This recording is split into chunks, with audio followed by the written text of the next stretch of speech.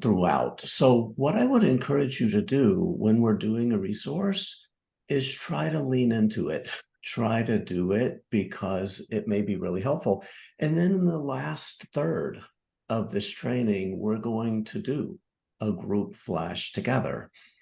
We're going to do this together as a group. And again, the people who are assisting me, if you're having trouble, will set up breakout rooms and they'll be able to help you get whatever's going on recentered so that hopefully you can come back in the group and keep processing. Good. Related to communication, I'm probably not going to be able to keep my eye on chat. My assistants will be able to do that and respond to the questions that they're able to respond to. I have a PowerPoint presentation in English that will be up. It's not going to be up a lot of the time, but it is something that I think can be helpful. So when I think it's helpful, it will be up, but I like to do this looking at you. So again, I'm Tom Zimmerman. I'm an EMDR therapist in Ohio in the United States. And I've been teaching flash trainings for several years, but let me go ahead and get this up and we'll share it. Good.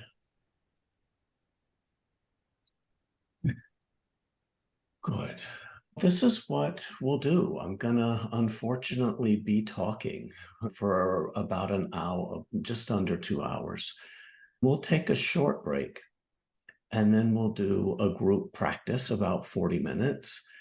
And then if there's time, and I think it may be really helpful for group members here, we may, if you had a good experience with Flash, we can work on a future target or a future scene, which may be helpful if time permits. And then at the end of the training, there should be plenty of time to answer questions that you have. If your question does begin with, I have a client, meaning it's really not a question about how to understand this, but about how to implement this with a client. Let's save that until the last question part of the training. A little about Flash broadly first. Flash is a technique that was introduced about 6 years ago by an EMDR therapist named Phil Manfield. And it was originally understood as a way to take some heat out of a memory so that you could go into that memory with less distress in EMDR or some other psychotherapy. Since then, we've learned that we can pretty effectively resolve memories in Flash in and of itself. So if you've taken other Flash trainings, I will encourage you to approach this one with a beginner's mind, because this version is conceptually and practically different than other versions you may have been trained in.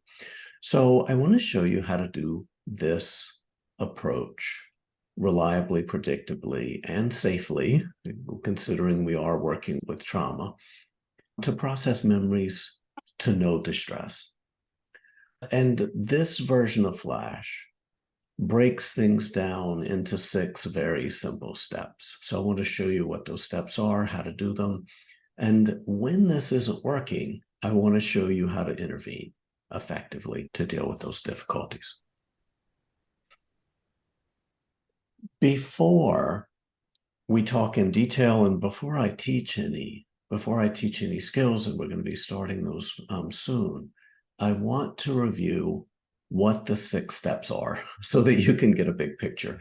Because if you don't have a pretty big picture, the details of each individual step may not make a lot of sense. So the very first step is when we are working on a difficult memory. And again, in this version, we're working on one memory. We're not working on 50. We're not working on a whole theme. We're working on one particular difficult memory. When we are engaging that memory, we are looking at it very quickly, very quickly.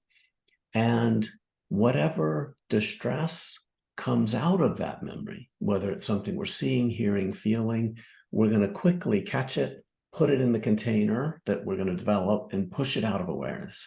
So if we're using this container 20, 30, 40, 50 times in a single session, we need to develop it. And step one is where we develop the container. So I'll guide you through that in a moment. Step two is our calm scene. All of the reprocessing, all of the work that happens in Flash is done in a positive state. You are in a calm scene. Now, that can be a little bit difficult because if you're really stressed today, which it would make sense that you are, it may be difficult to find yourself in a calm scene. So we're going to talk about some options for that. But Flash is done, believe it or not, in a positive state.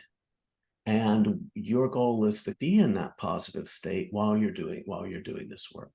So step two is we're developing that. That positive state can be rocking a baby. It can be watching a pleasant YouTube video. It can be a memory of a lovely vacation. It can be you petting your dog right here, right now. It can be anything that shifts how you feel in the present. It can be playing a musical instrument. It can be the memory of you playing a musical instrument. It needs to be something. It can be your favorite television show, watching scenes or clips from your favorite television show. So in step two, we develop that and we practice it and we make sure that it helps shift how you feel right now in the present. The third step is we identify the memory that we're going to work on, but we don't want to talk about it. And I don't want you to think about it much because we're only working with a slice of this memory at a time. And if you think about the memory very much, it may dump it into working memory, which is what we're trying to not do. So step three, we're identifying the memory, but we're not talking about it. We're not thinking about it. If you think about a computer icon on your desktop, the metaphor is you just click it one time. You don't double click it. You just click it one time to select it. So that's what we're doing in step three.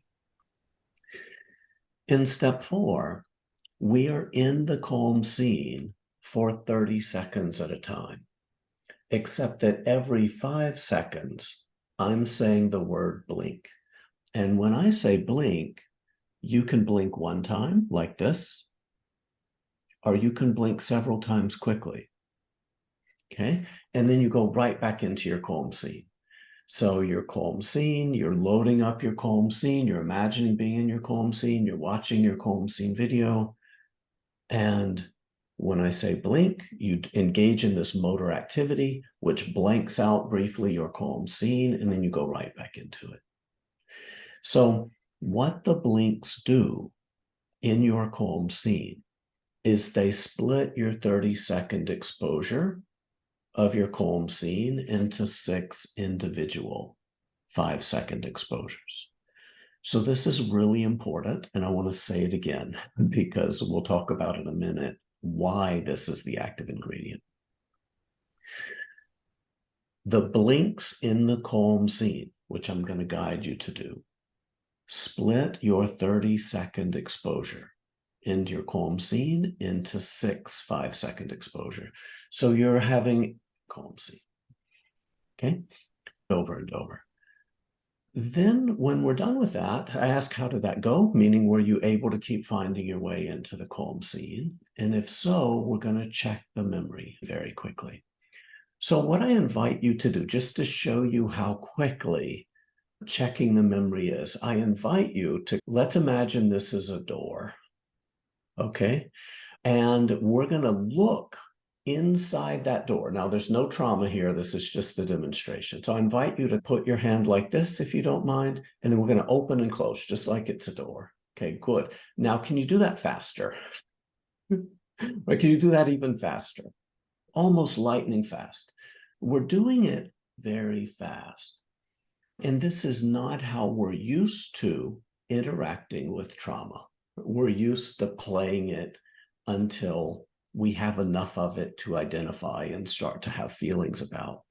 In Flash, we're glancing, we're looking at that memory very quickly. And then the moment anything comes out, you're looking at it very quickly. The moment anything comes out, we are catching it, containing it, putting it in your container and pushing it out of awareness. And as soon as it's gone, we're going right back into your calm scene. So we're doing this loop. Lightly activate container, calm scene blinks. Lightly activate container, calm scene blinks. This loop between step 5, step 4, step 5, step 4, we're doing it until you can't find any distress in the memory. Okay, and when you say, I can't find any distress in the memory, then we go to step 6. And in step 6, I'm having you walk through the memory like it's a piece of video from the very first frame. And the moment you find distress, you're going to let me know. We're going to push it out of awareness. Okay. And then we're going to go right back into our calm scene with blinks. So what's different? There are many things that are different about flash approaches. One of the things that's different is that if you do look at the memory too long and it shows up in your body, that's a problem. If you look at the memory too long and you start to have distress from the memory, that's a problem. We're going to review skills in a moment that may help you manage that stuff and may help your clients manage the distress that shows up. So Flash is a novel approach in which we are not noticing the distress in the memory. We're separating the content from the distress, and it works very well. So if the client's doing what I'm asking them to do well, and I'm guiding them to do it well, ideally, there is very little distress in flash approaches. If you do have distress, there's only one thing you do. If there is distress coming, we immediately stop. It doesn't matter that the distress that's coming is within your window of tolerance. If you're having more than like a 2 or 3 out of 10 distress, we're stopping, because that distress is likely to make your calm scene not be as powerful as an experience as it should be. Okay. Let's talk a little bit about what may be going on here.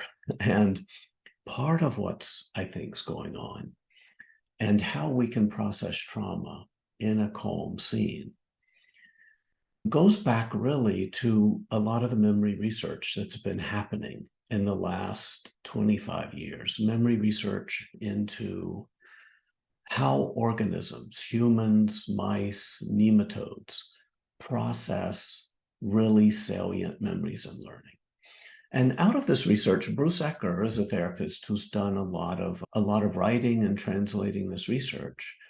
And one of the things that Bruce Ecker says, and I want you to try to hear this if you can, what Bruce Ecker says is that humans heal when we activate and really get in touch with a piece of difficult information and then encourage the client to sit with an experience that is different than the expectation in the bad memory, or disconfirms the expectation in the bad memory. It is interesting that this probably is something that we already know, this little piece of information. We're just not very good at doing that clinically, right? So what I would suggest is that if you think about something that you've made a lot of progress with in your own life, it's probably something where you had experiences that were different than what you were expecting to have happen in that bad memory. So an example that I use is when you were a teenager, you had a friend that turned on you and started doing things that were very harmful to you. But yet here you are as a grown adult and you have friends and you're able to trust people. What that probably means is that you had experiences that were different than the expectation in the bad memory.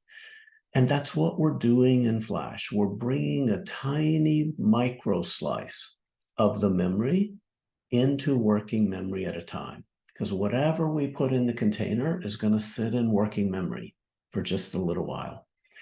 And while it's there, you are getting 6 back-to-back experiences that are different than what you're expecting to have happen in the bad memory.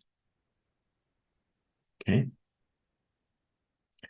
Does that make sense, at least conceptually, even if it doesn't make sense in practice? Good.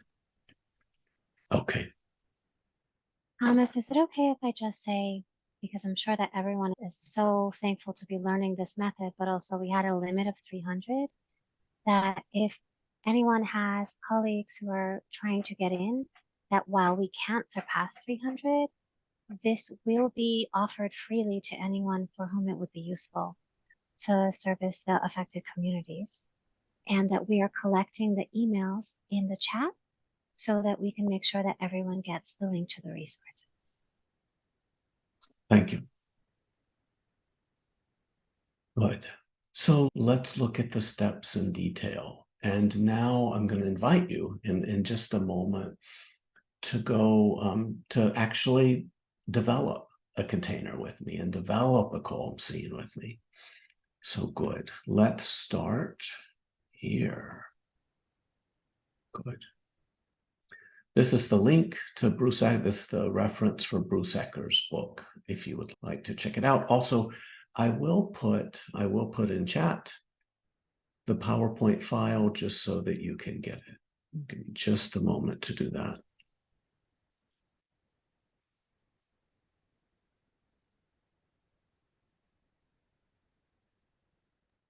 Once we get started practicing, I would like to request from people, if you possibly could, to stay out of the chat.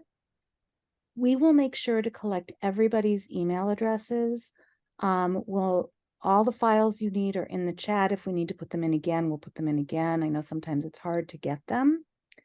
So let's stay focused on the process and also try to keep the chat from popping up for people as well, so we can actually do something good for ourselves here tonight as well. It's been, the last 3 days have been a very long year.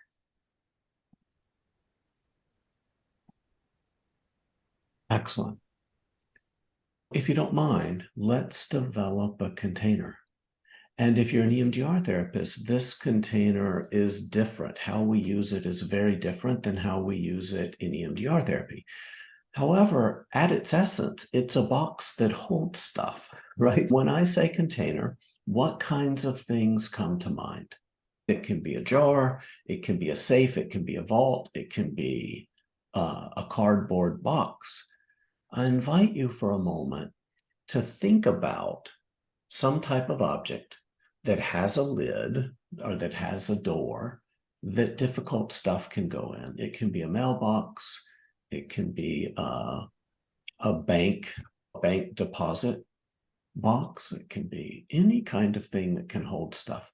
So I invite you, and again, this is a resource that you're going to need in the group practicum. So I would encourage you to spend this time trying to develop that resource, if that's okay.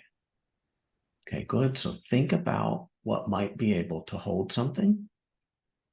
It can be anything you like. Notice its color. Notice how it's made. What is it made of? What materials are it made of? Is it made of? And if it's something you can hold, notice its weight. If it's not, notice its sturdiness.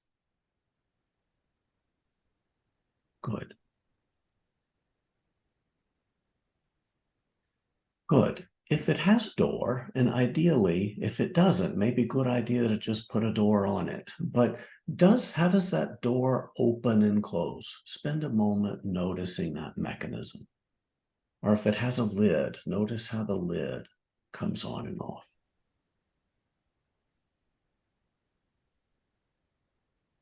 Good. Does that lid, or does it make any sound? Is there any kind of sensory information? If it has a door and you have to close it, notice what it feels like when you push that door close.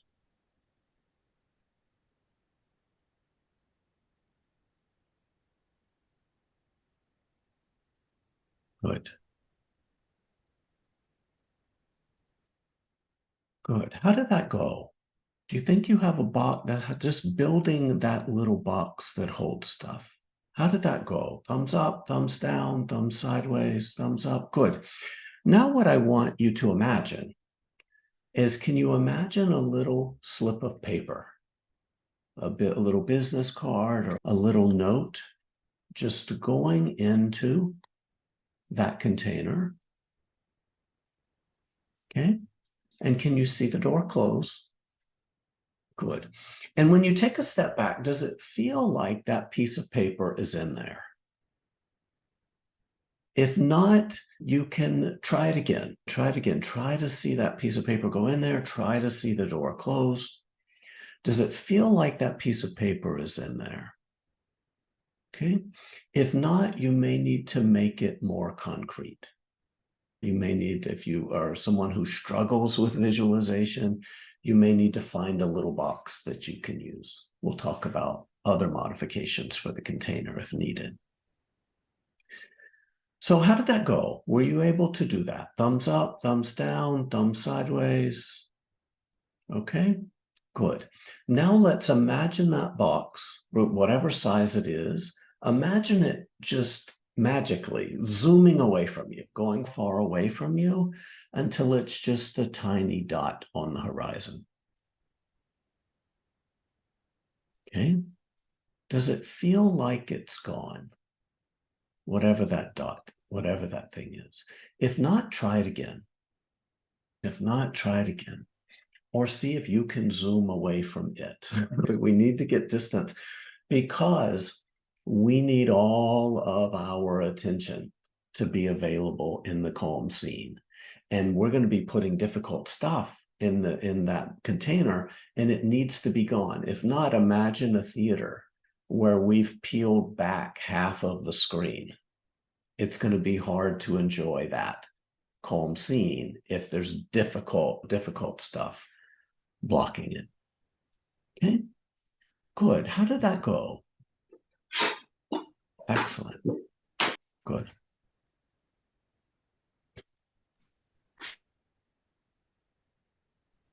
Okay, now it's difficult. The next step's a little bit difficult because we're developing your calm scene. So I'm going to give you a little bit of time to do that. What I recommend that you do is spend a moment and think about what you like. What is it that you love? And if aren't really crazy about people, but you love golden retrievers, or you love kittens, or you love a certain type of candy, or whatever it is, see if you can. Feel free to just minimize this and see if you can find a YouTube video. If you like beaches, and I know right now, be careful selecting local places or places that may be complicated places. Imagine a beach on the other side of the world if you need to, or search YouTube for a beach on the other side of the world, if that's helpful. Also,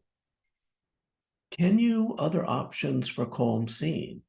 Maybe if you play a musical instrument, get your instrument out, right? And have it accessible, and you're welcome to play it.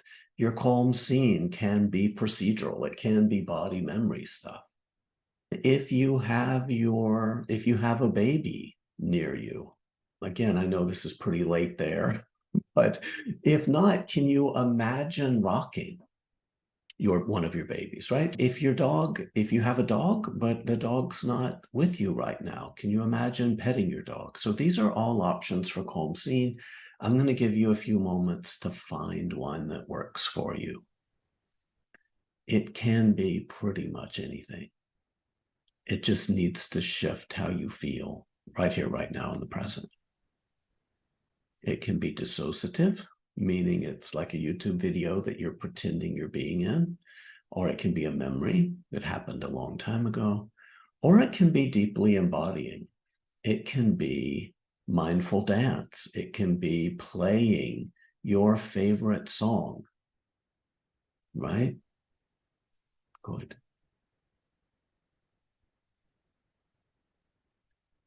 I'll give you another 60 seconds to find it and get in touch with it a little bit.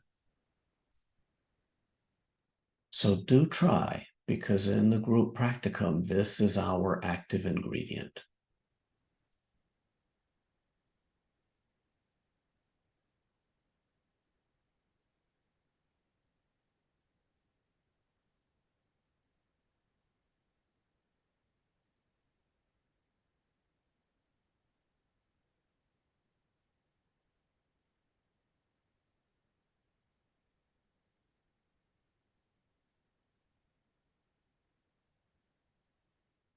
Okay, how did that go? Were you able to find something? Okay, good. Excellent. If you didn't, there may be a little bit of time in the break. We're going to take a little 5-10 minute break before we do the practicum. You're welcome to revisit or change your calm scene. And yes, you're allowed to change your calm scene at any time. The questions I would ask of your calm scene, and this is an important one, did it shift at least a little bit your experience right here, right now? At least did a part of you find it pleasant or relaxing or funny? Again, if it can be funny, it doesn't have to feel necessarily safe. Sometimes funny is good. Your favorite comedian is a really good calm scene, or a comedy television show. Clips from your favorite comedy television show can be a good calm scene as well. Okay. There's another resource that I'd like to introduce to you now. And this one is, you probably haven't done it before if you haven't done a flash training. It's called the ShopVac resource. And ShopVac is I don't know if y'all have ShopVacs in Israel. It is a handheld vacuum cleaner. It's a vacuum cleaner that has a hose. And I know you have vacuums in Israel, right? So absolutely. So what can you imagine? Can you imagine just turning on the little switch to that vacuum cleaner, and it has this kind of hose, and can you imagine the suction of that hose? Get in touch with that. You may have used this vacuuming a couch or some upholstery. So now what I invite you to do is very quickly scan your body. Okay, scan your body and look for any knot, pressure, tension, movement, heaviness, or emptiness, right? Look for any distress in your body. And if there is distress, just move the vacuum. Don't let it touch your skin. Don't let it pull your skin, but just move that vacuum over wherever that distress is, and try to see that distress leaving you like it's a kind of colored smoke. Okay. Try to find that distress, try to vacuum it out. You don't need to get all of it. Okay. Were you able to get some of it? Okay, how did that go? Thumbs up, thumbs sideways, thumbs down, thumbs sideways. Good. For those of you that struggled, oh, thumbs down. Thumbs down. Good. The thumbs down person, do you mind unmuting and just saying why thumbs down? I don't know if I'm the one that you were talking about, but I'm one of the thumbs down. I just volunteered with a couple that watched all their neighbors be killed, murdered. The terrorists were in their house a couple of times and they just near missed death. And it's still in my body. Okay. So I'm there.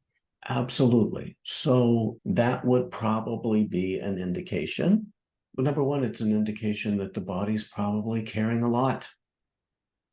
And it's not likely, it's not going to probably feel adaptive to just vacuum that out. Right?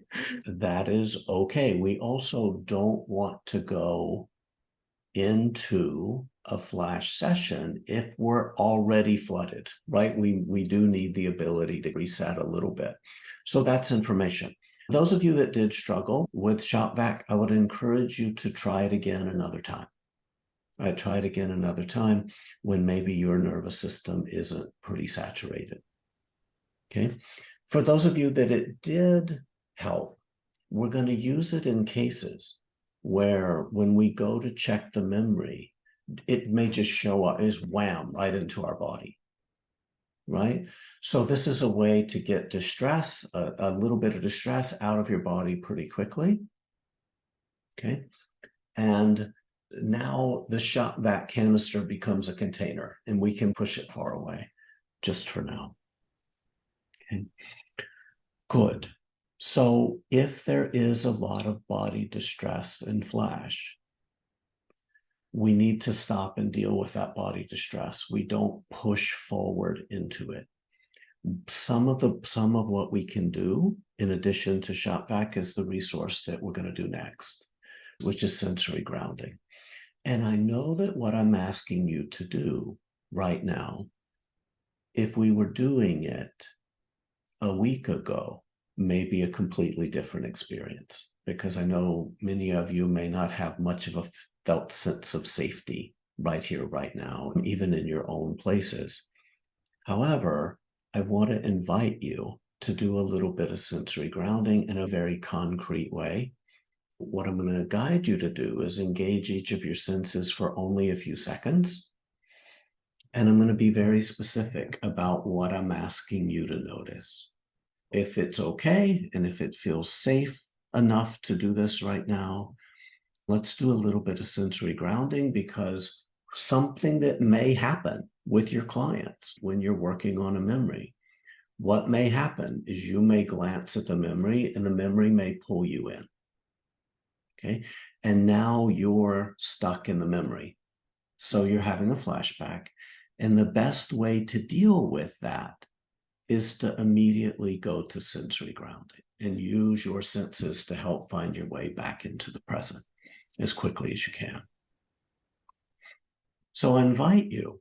What I'm about to lead you through, it may be different than what you've done. So I'm going to encourage you to listen to the words, because they're probably going to sound similar, but they're going to be different than what you're used to doing. I invite you first to look around your current desk. Do you have anything that has a smell? Even if it's a drink, even if it's a candle, even if it's glue, if you have anything near you that has any kind of pleasant smell that you can engage in, because we're going to need that. We're going to need that in just a moment. Good. And if you have something near you that has a taste, feel free to get that too, whether it's a drink or whether it's a piece of candy, because we're going to use that as well. First, I invite you to just look around your current space, okay? And notice several things that you see, and notice the colors attached to those things. Also notice, if you were to touch it, would it be hard or soft or some other texture?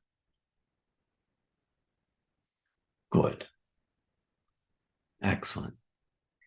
If you have a piece of furniture or an object near you, I invite you to just touch that object. And does it feel warm or cool or the same temperature as your hand? Okay, good. As you move your fingertip across that surface, does it feel completely smooth, or do you notice a slight texture? Okay, good. As you move your fingertip across that surface, do you notice any changes in temperature? Okay, good. I'm going to be very quiet, and I just encourage you to listen to whatever you hear in order of loudest first.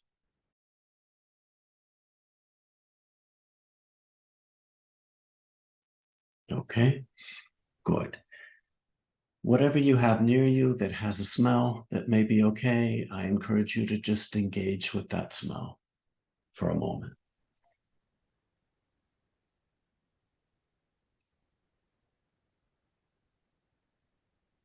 Okay, good. Whatever you have near you that may have a taste, I encourage you to just engage with that for just a moment.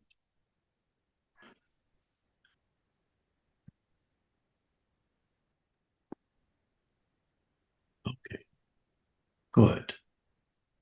How was that? Thumbs up, thumbs sideways, thumbs down, and just letting you feel a little bit more connected to the present.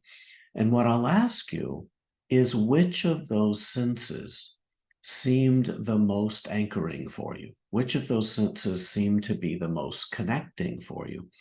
Because if you do overactivate in that memory, that's probably the sense we need to start with to help you get grounded. So if you're working with a client, they open the door on the memory and you're saying very quickly, think about the bad memory, whatever's distressing in this moment, catch it, contain it, push it out of your awareness, and they're looking like this. Okay. What you do is you just say the client's name. Don't yell at them. Be kind and compassionate and warm. Say the client's name and say, how present, ask, how present do you feel right here, right now in this room? And if they say not very, then let's do some grounding, right? Start with some grounding to help the client anchor in the present. Okay, good. And then if your client does have a flashback in session and you can pretty quickly deal with it using sensory grounding, that is not necessarily the end of that session. Very often you can continue. Okay, good. Excellent. How'd that go? All of that together. How did that go? Is this something you already do with many of your clients? Excellent. Good. Was grounding a little bit difficult for some of you, just given what's happening around you right now? Or did it still work somewhat? Okay, good. And it can be a mix. That's okay. And again, none of us, I don't think any of us need to be 100% present. I don't really know. I'm very present right now, but I'm not 100% not as present as I get. And I don't know that I want to get more present than that. I don't know what that would look like or what that would feel like. So again, we just need to be more present and more connected to the safety of the present. Good. Okay, let's go back to our steps and go through them in a little bit more, detail. Okay, so we are discussing with our client what our goals are in this approach. And one of our goals is to not overactivate.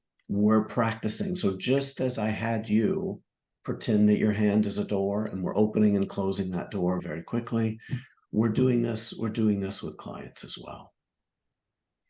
So we are looking at that memory very quickly. And if the client does overactivate and we do a little bit of grounding or we do some shot vac, the next time we have them look at that memory, what I'm saying is the next time you look at that memory, I want you to look at it 1/20th of the time you looked at it last time. We're going to look at the memory much, much, much faster than you did last time, because in flash approaches, the way we manage too much distress coming into memory is we look at the memory for even less and less time. Okay. So we need to let clients know our goal in this approach is to only bring a tiny piece of activation into awareness, catch it, contain it, push it out of awareness. Good.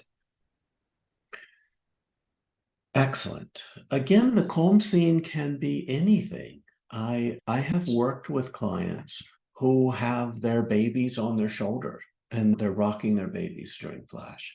I've worked with clients who bring their favorite sandwich to session and it's wrapped in deli wrapping paper. And the first few rounds, they're just unwrapping it and they're listening to that paper crinkle. And then the next few rounds, they may just be smelling it and they're doing their blinks and their calm scene when they're smelling the sandwich.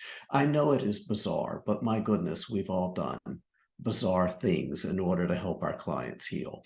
So whatever it is, and then they'll cut the sandwich up and have little bites of it, and they're consuming the sandwich while their nervous system is digesting that trauma. It's bizarre, but it's elegant. So again, you can play a musical instrument, you can watch a YouTube video. I really recommend you watch a YouTube video. If you're not sure what to do for your calm scene, outsource it, because we're going into your calm scene and you're only in it 5 seconds at a time before you're doing blinks and having to go back in. That's not a lot of time. What that also means is that you may be going into and out of your calm scene 300 plus times in a single 30 to 40 minute session. That is a lot of calm scene, and that is a lot of calm scene to have to make. So if you have to make the beach and you have to make the seagulls and you have to make the sand, oh, blink, there's not time. Does that make sense? But if you have a calm scene beach on YouTube where the waves are just coming in, all you have to do is open your eyes and tune into it. So we can outsource the calm scene to a video, and it works very well, particularly if you're someone who may struggle visualizing things very quickly, or may have just today a lot of distress that may make it difficult to visualize something pleasant.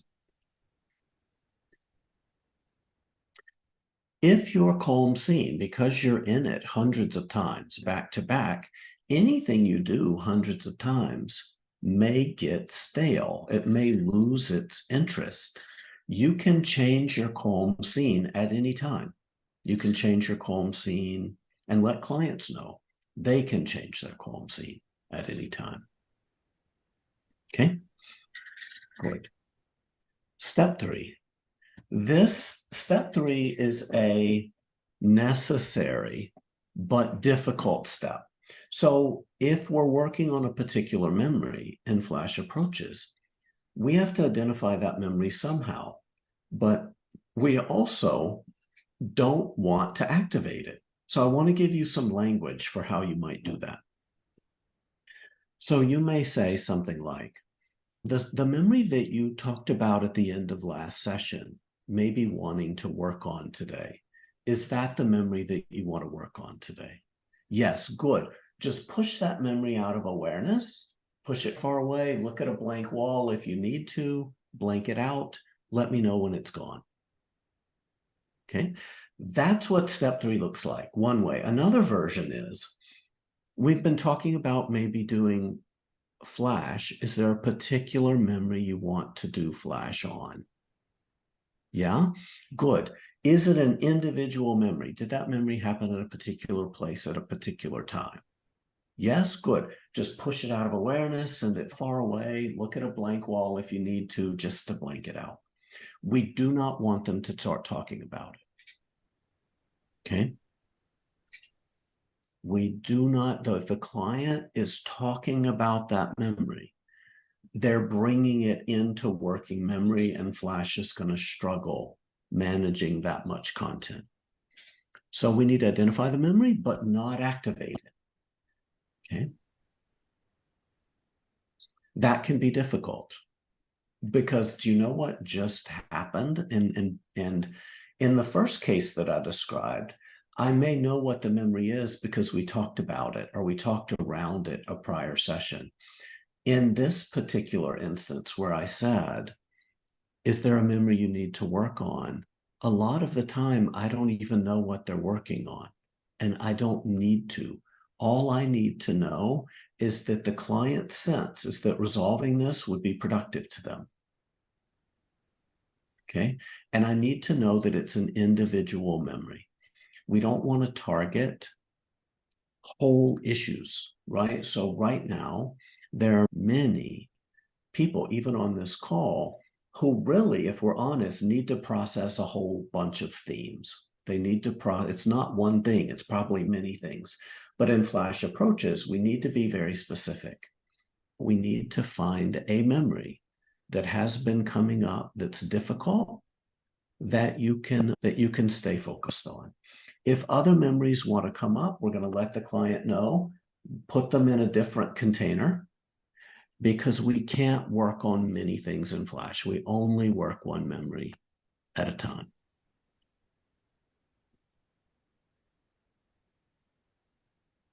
Step 4, you're in your calm scene. You're engaging your calm scene for 30 seconds at a time, except that the therapist is saying blink every 5 seconds. Okay. In a moment, I'm going to walk you through language from step 3 to step 4 to step 5, back to step 4. So you'll be able to hear how this goes. And I'm going to hold up the step that we're in when we're in it so that you can see how we transition this. But the client is in their calm scene for 30 seconds at a time. Every 5 seconds, I'm saying the word blink. This is also important. If what's happening in this version of Flash is that the active ingredient is just generating a large number of calm scenes, and the blinks are disturbing your ability to stay focused on your calm scene, then you don't have to blink. I'm going to encourage you to blink, but if you have eye irritation issues, you don't have to blink.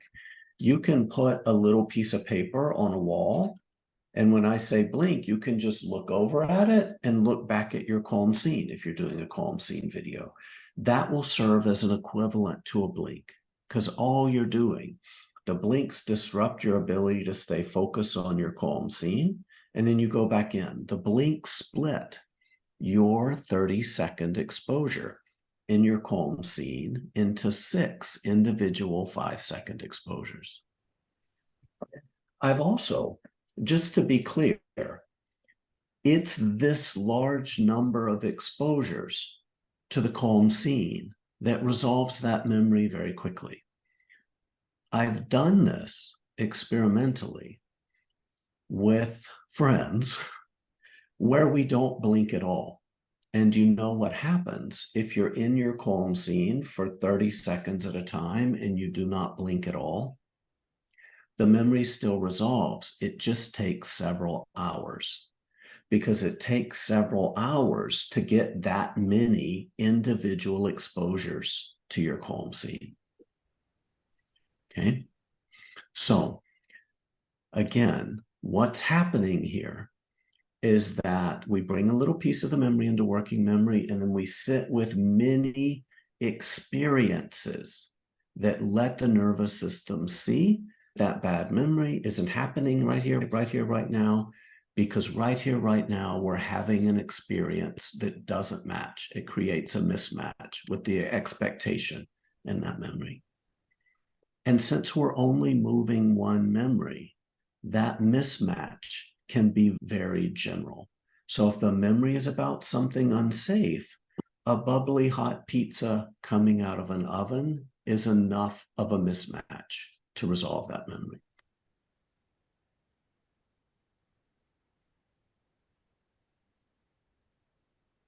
Okay. Step 5, we say, very quickly, think about the bad memory, whatever's distressing in this moment, catch it, contain it, push it out of awareness. Let me know when it's gone. And then we go back to calm scene. Okay. So in this approach, if the client looks at the memory too long, and looking at the memory that long, maybe too long, we may have to do it even faster, and distress shows up in the body, we stop, we vacuum that distress out. We don't go forward until that distress is resolved. Okay. If the client has really just sees that memory very vividly, we may need to do a little bit of grounding to get to that overactivation contained. But we're going to be in this loop. Step 5, step 4. Step 5, lightly activate container calm scene blinks, lightly activate container calm scene blinks. We're in this loop until we say, very quickly, look at the memory, whatever's distressing, catch it, contain it, push it out of your awareness. And if the client will say, I can't find the distress, When they can't find the distress, that's when we go to step 6. And in step 6, we're saying, play this memory like it's a piece of video from the very beginning. And the moment any distress comes, let me know, and we're going to immediately contain it. So let me know with one hand, and we're going to contain it with the other. Okay. And even in step 6, some big pieces of distress might show up. We may have left some debris that has a fair amount of heat in it. But in step 6, very rarely, it only takes a few rounds. You catch it, contain it, push it out of awareness. If that distress was really high, the next time it's going to be much, much lower. And the next time it's probably going to be almost completely gone. Okay, so. Are you doing 4 and 5 again as you're doing this number 6? When we're in 6, what we're doing is so step 6 becomes our step 5. So we're doing 4 and 6. We're doing a loop between 4 and 6 instead of 5 and 4.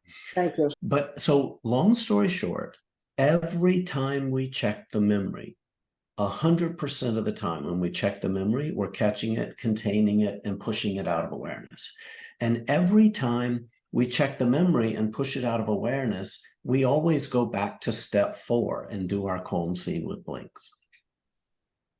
What I'd like to do is I'd like to walk you from step 3 to step 4 to step 5 to step 4 and then back to step 5 so that you can hear the language of how this flows.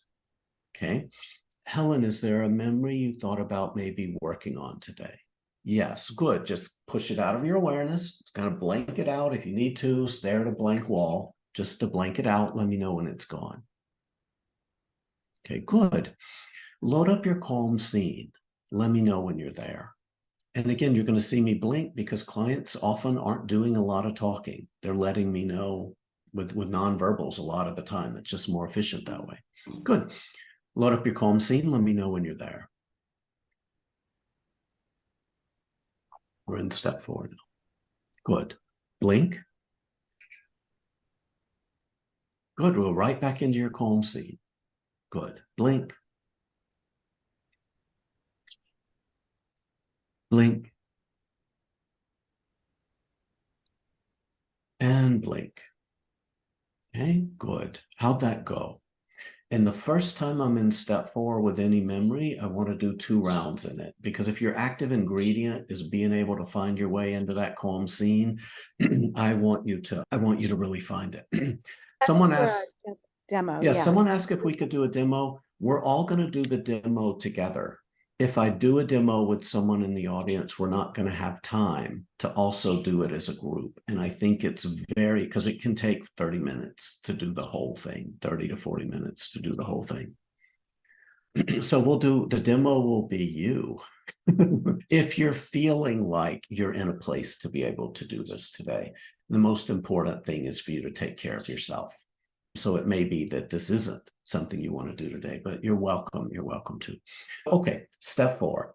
In your calm scene with blinks, how did that go? That went okay. Yeah. Really quickly, someone asked if someone has eye issues, dry eyes, you don't need to do blinks, right? When you say blink, the client can just look away and then go right back into their video or whatever their calm scene is. They just need to direct their attention away from whatever they're doing or whatever they're looking at or whatever process they're in. There are many ways to disrupt your concentration on your calm scene. You do not have to blink. Okay, good. Let's run through this. We were just in step 4. We're in step 4. We do our blinks. How did that go? Good. What I say next is, now we're going to step 5. Very quickly, think about the bad memory, whatever's distressing in this moment. Catch it, contain it, push it out of your awareness. Let me know when it's gone. Good. Calm scene. Let me know when you're there. Blink.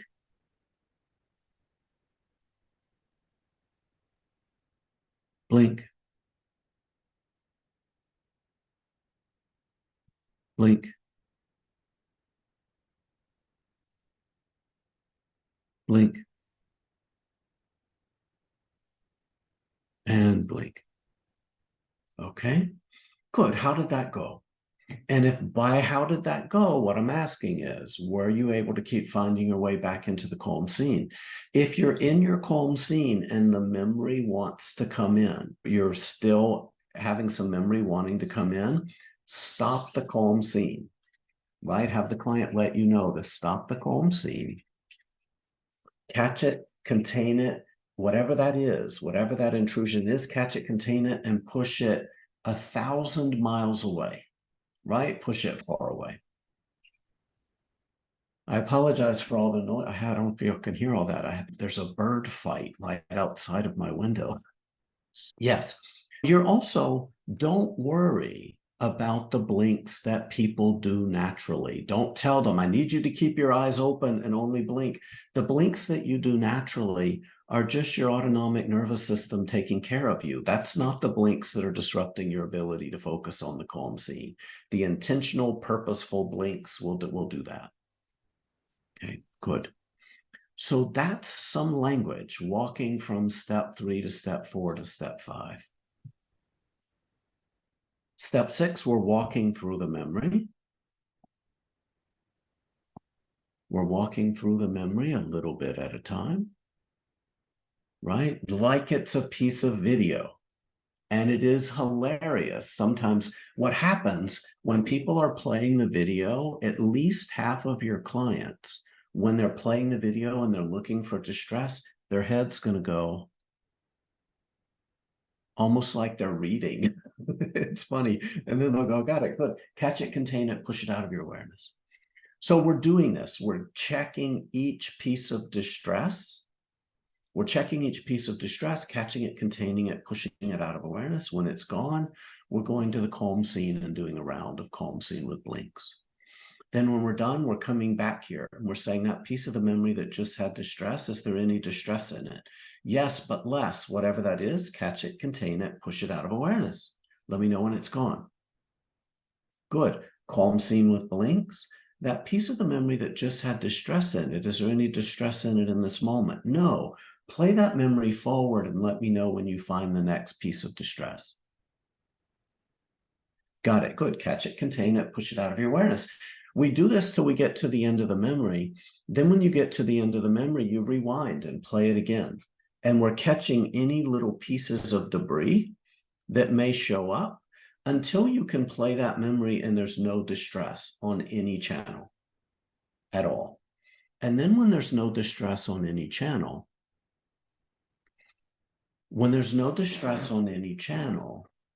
that's when we're done with that memory. Okay, so dealing with abreactions, absolutely.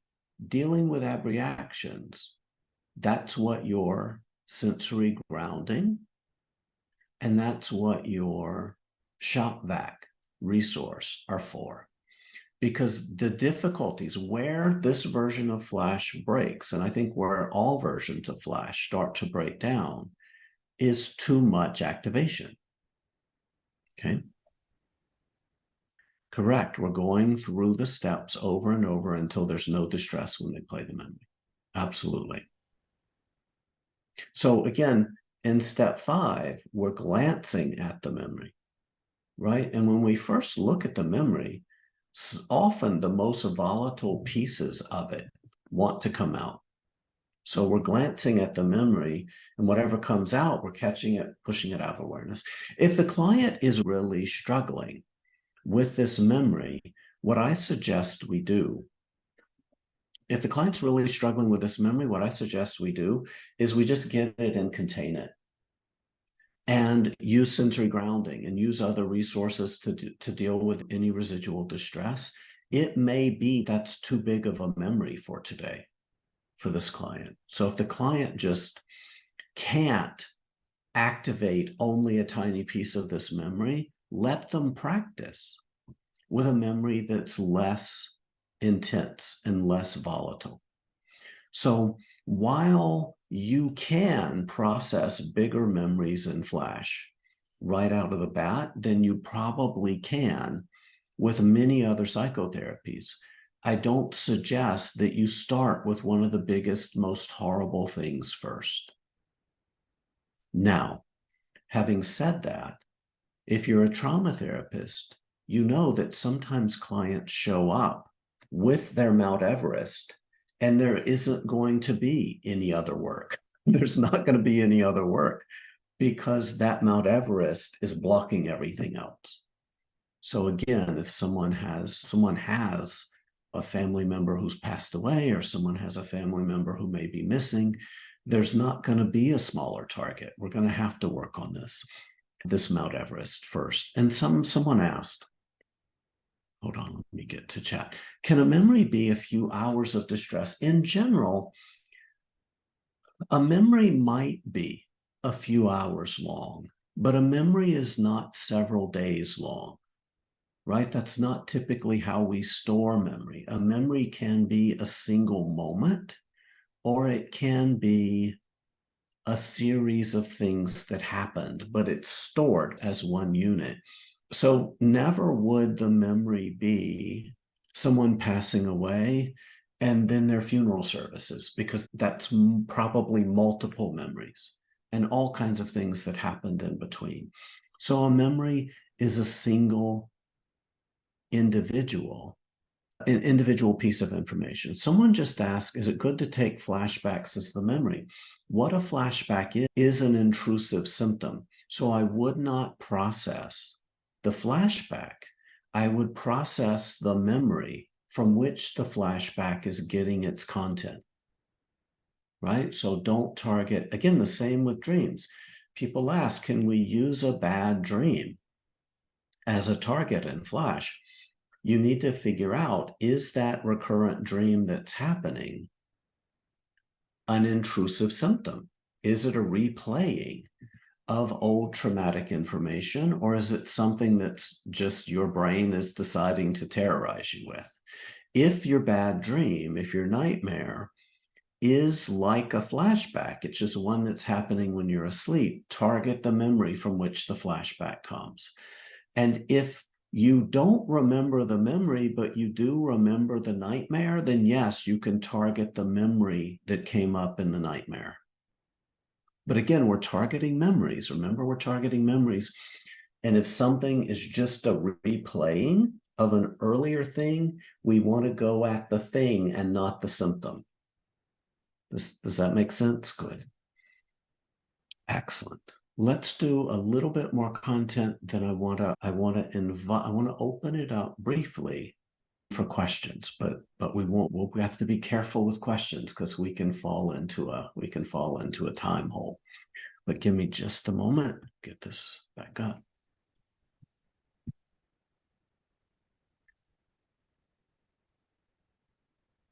Good. Where things go wrong in Flash is overactivation. And it really does help. This is one of those ounce of prevention is a ton of cure. You can't just do this with a client without preparing them with this piece of information. That the goal in doing this is for you to experience virtually zero distress. If the client goes in there thinking they have to really get activated, Flash isn't going to work well.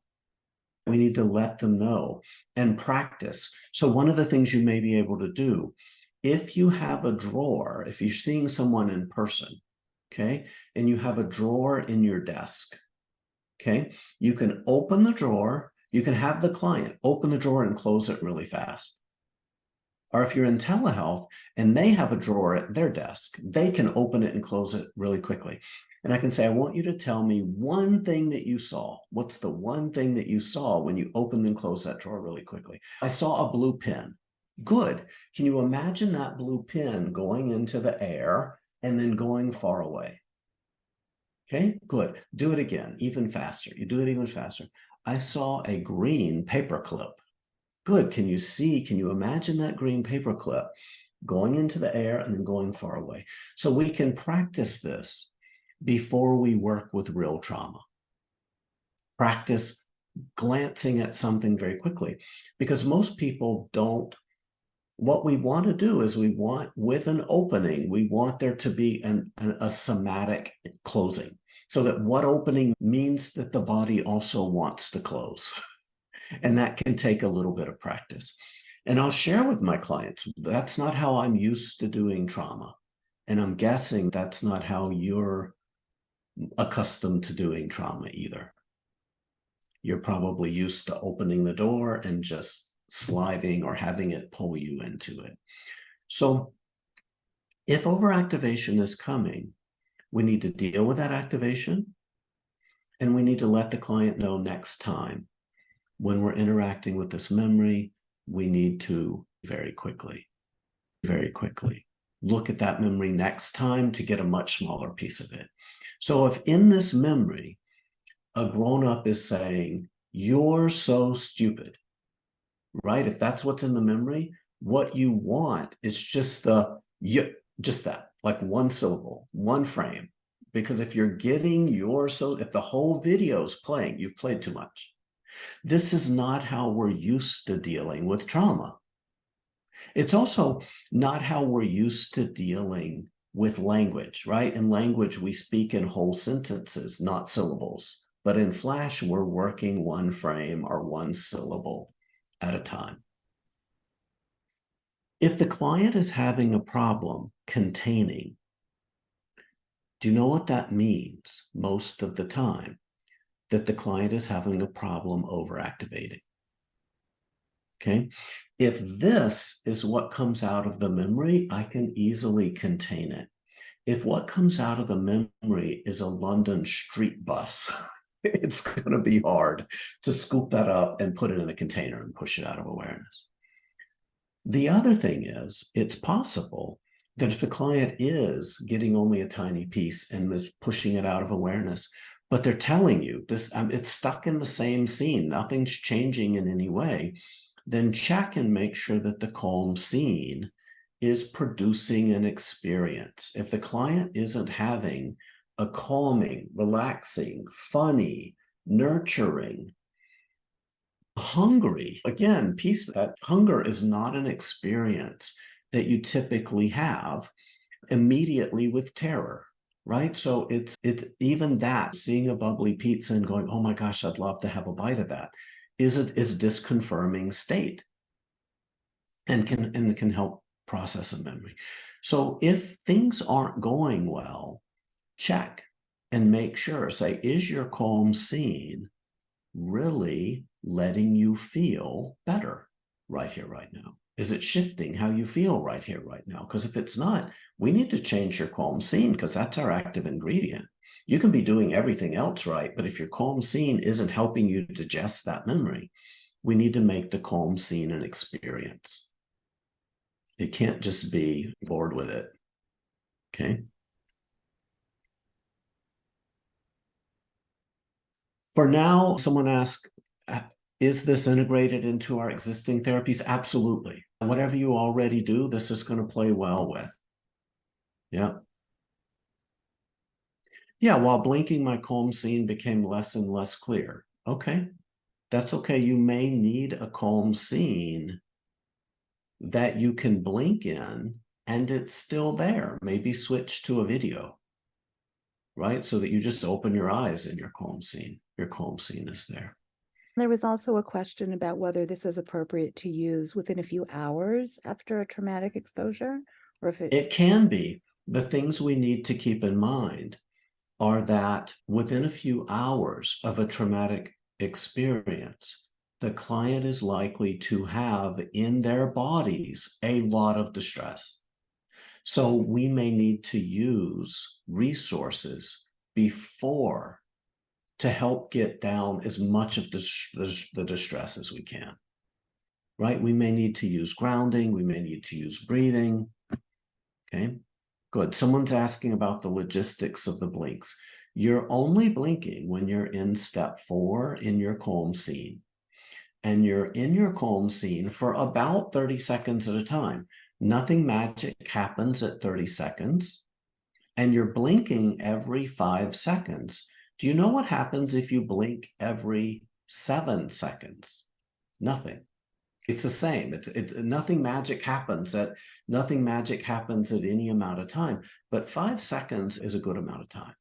Yes, someone asked about the future. There's a step 7 in which we can think about a future scene, and we'll be able to practice this as well, probably as a group if there's time. You can think about a future scene in which is likely to happen, right? We don't want to use a future scene that is catastrophic if it's not likely to happen, right? So it's not, let's imagine your new husband dies of a heart attack or dies of something that's not a good thing, right? What we're doing is we're saying maybe the future scene could be the first holiday without your grandmother there, or it could be something like that.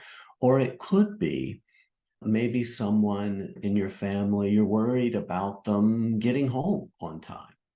That is a pretty likely future scene, but isn't catastrophic necessarily. Make sense? Okay, good. Other questions? Let's do questions for a few minutes. Feel free to unmute if you can. I just wanted to, something that you just said right now about being the future thing. You want to try to make it as non-catastrophic as possible?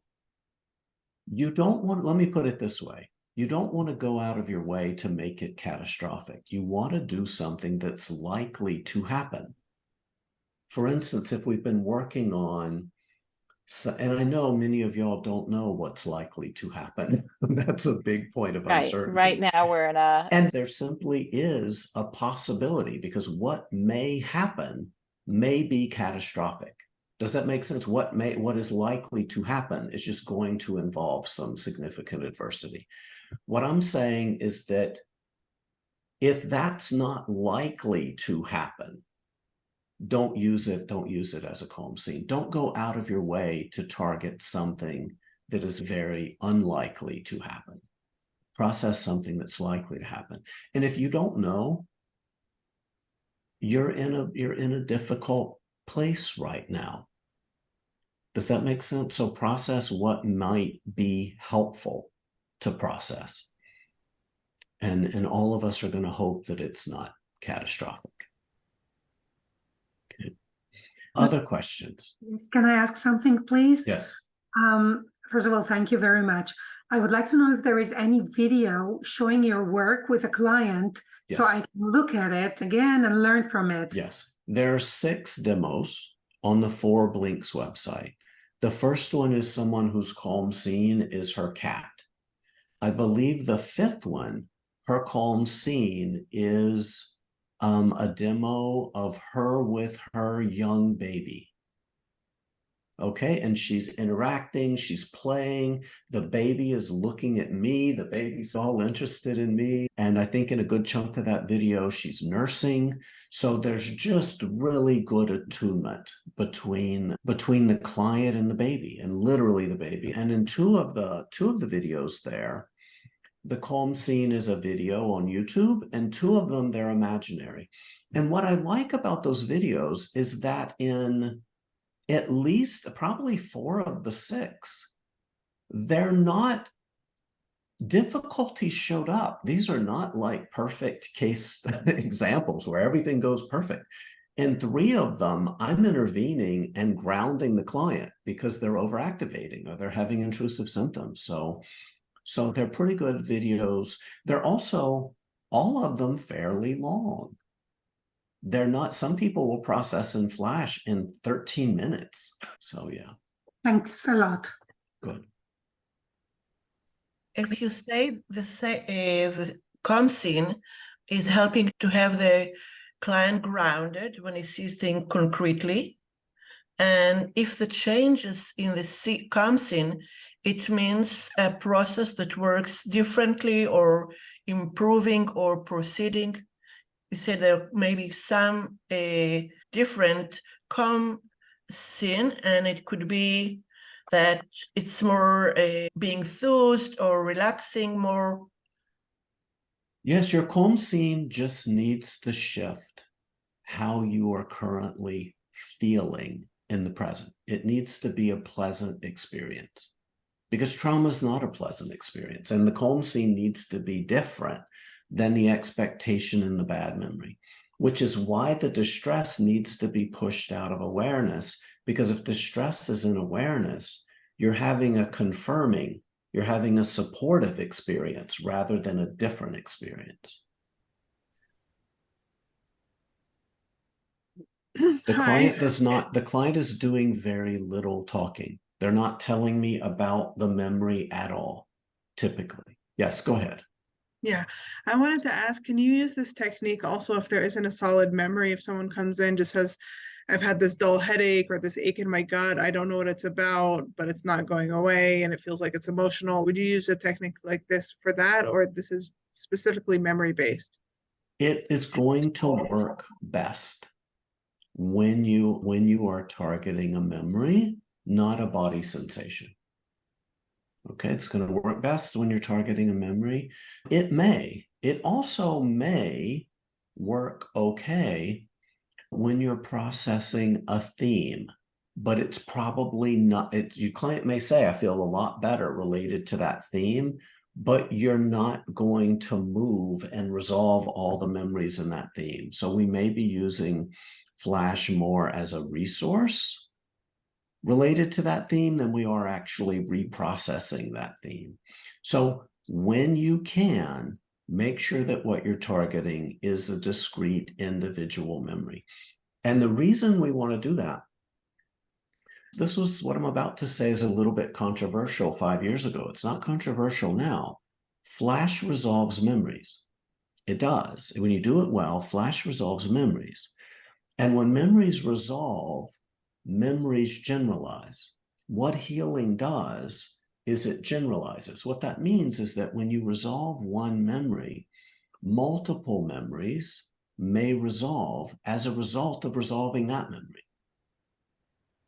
Okay? Is generalization as broad in Flash as it is in EMDR? I don't think so, not usually, right? My clients say it's helpful, but they'll say, I want to use EMDR when I'm feeling good because it's going to clear out more. That's my clients telling me that their sense is that EMDR cleans out more. And of course, EMDR is slower. It allows all of these other channels to get swept in. Flash is too fast for insight, right? Flash is getting on an airplane and landing in another place that quickly, right? It is a really good tool to have, and it's a good tool to supplement EMDR. Good. Anyone else? Okay. And you're not using any bilateral stimulation as you're No. doing this protocol? Nope. No. Because look at what the active ingredient is. The active ingredient is having a large number of experiences that are different than the expectation in the bad memory. If clients really want to do bilateral, or they want to hum, or they want to whistle, or they want to do whatever they do, those are not typically going to be active ingredients. So I've never done Flash, not one time, with bilateral, and memories resolve 95+% of the time. Okay, so if you can do Flash reliably, predictably, consistently without an element, we can start to consider that element may be extraneous. I also don't check the SUDS in this version of Flash. Why? Because think about what checking the SUDS is. What checking the SUDS is I want you to hold this memory, feel how lousy it feels, right? But I don't want you to activate. I want you to, so what you may ask is, Tom, if we don't check the SUDS, how are we going to know when the client's done with this memory? We're asking them to think about the memory and catch and contain distress. If they can't catch and contain distress, they're going to tell you, because I'm asking them to do something that they can't do right here, right now. Make sense? And if you need to, all you need to do, if you think the client may be about done with this memory because they're checking on it and things are going well, all you need to do is say one time, let me know when you can't find distress. when glancing at the memory. That's it. Just to remind them that they need to let you know when they can't find distress.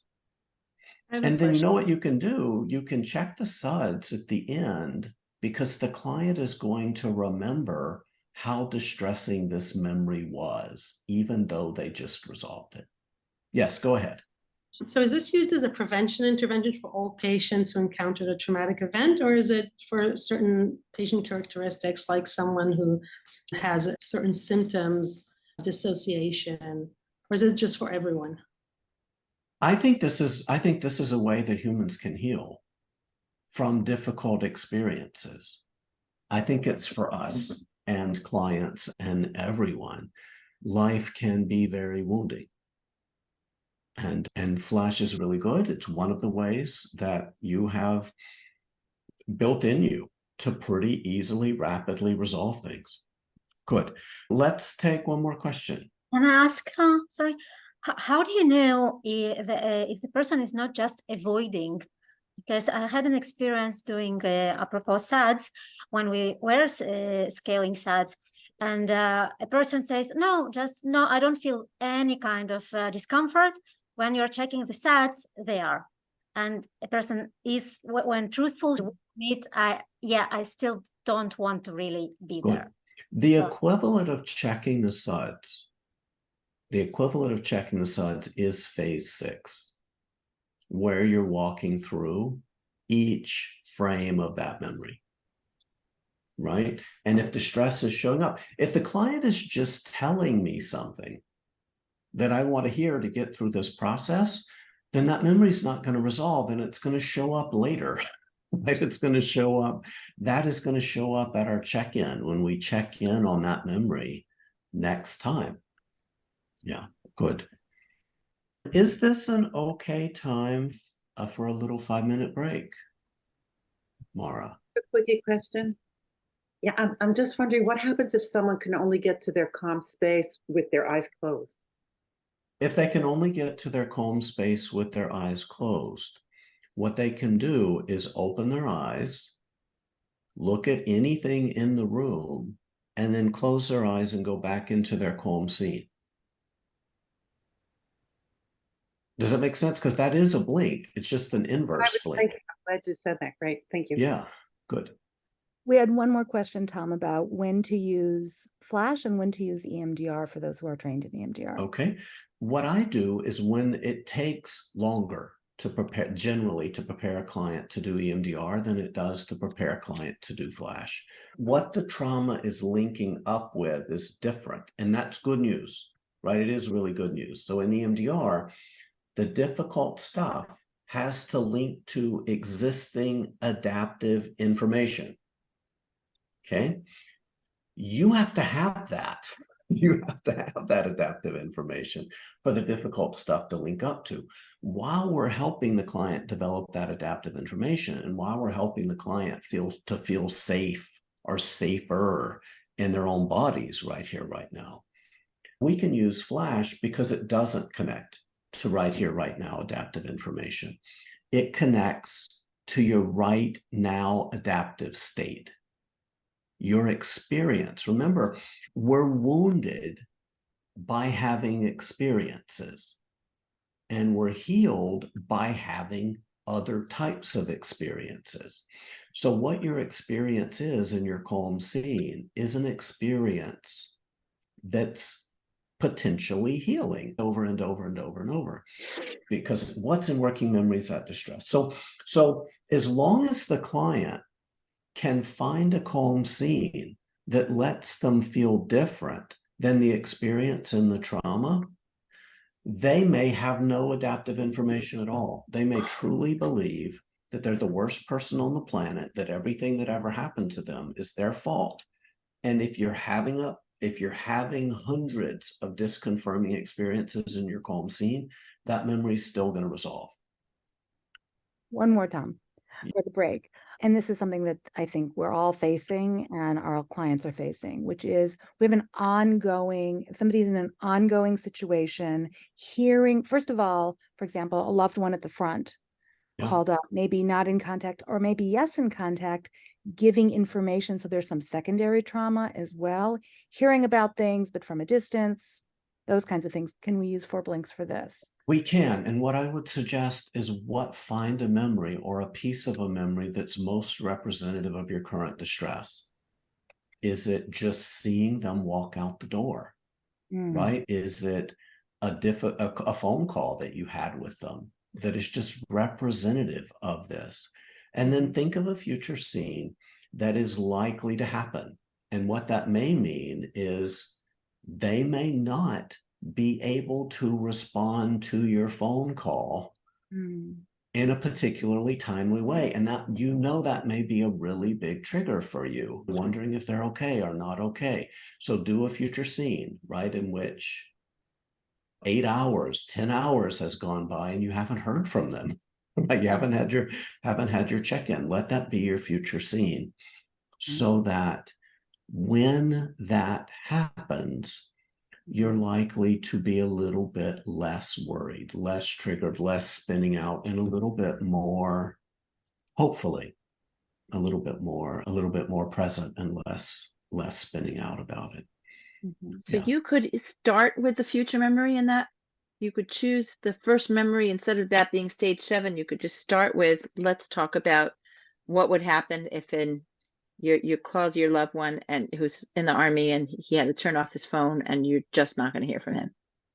Yes, you could, but what I recommend is work on something in the past first. It tends to work better when we've cleared out something from the past. Our brains like to layer stuff, learning that we just did over a future scene.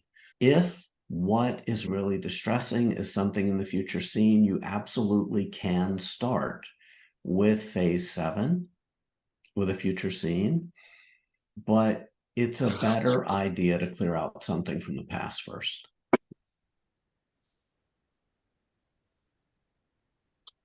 Good. Is this an okay time to take a break? And is 10 minutes okay? Don't log out. It's going to be easier to just close your camera. Come on back at, oh my gosh, what time is it? 9:42. You can do 12 minutes, 13 minutes. Yeah, come back. Yeah. Come back at 5 till the hour. Okay. We are going to finish at 11 p.m. And again, we are recording. We will have everything captioned, hopefully translated in ways that are going to be helpful, and then sharing all of those materials with all of you via email and other means if you're in WhatsApp groups and so forth. Not to worry, we've got your backs. Would you like me to?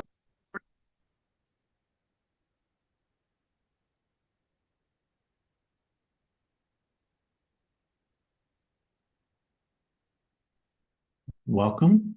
There's a slide I'd like to cover before we do our practicum group. Give me a moment, let me get that going.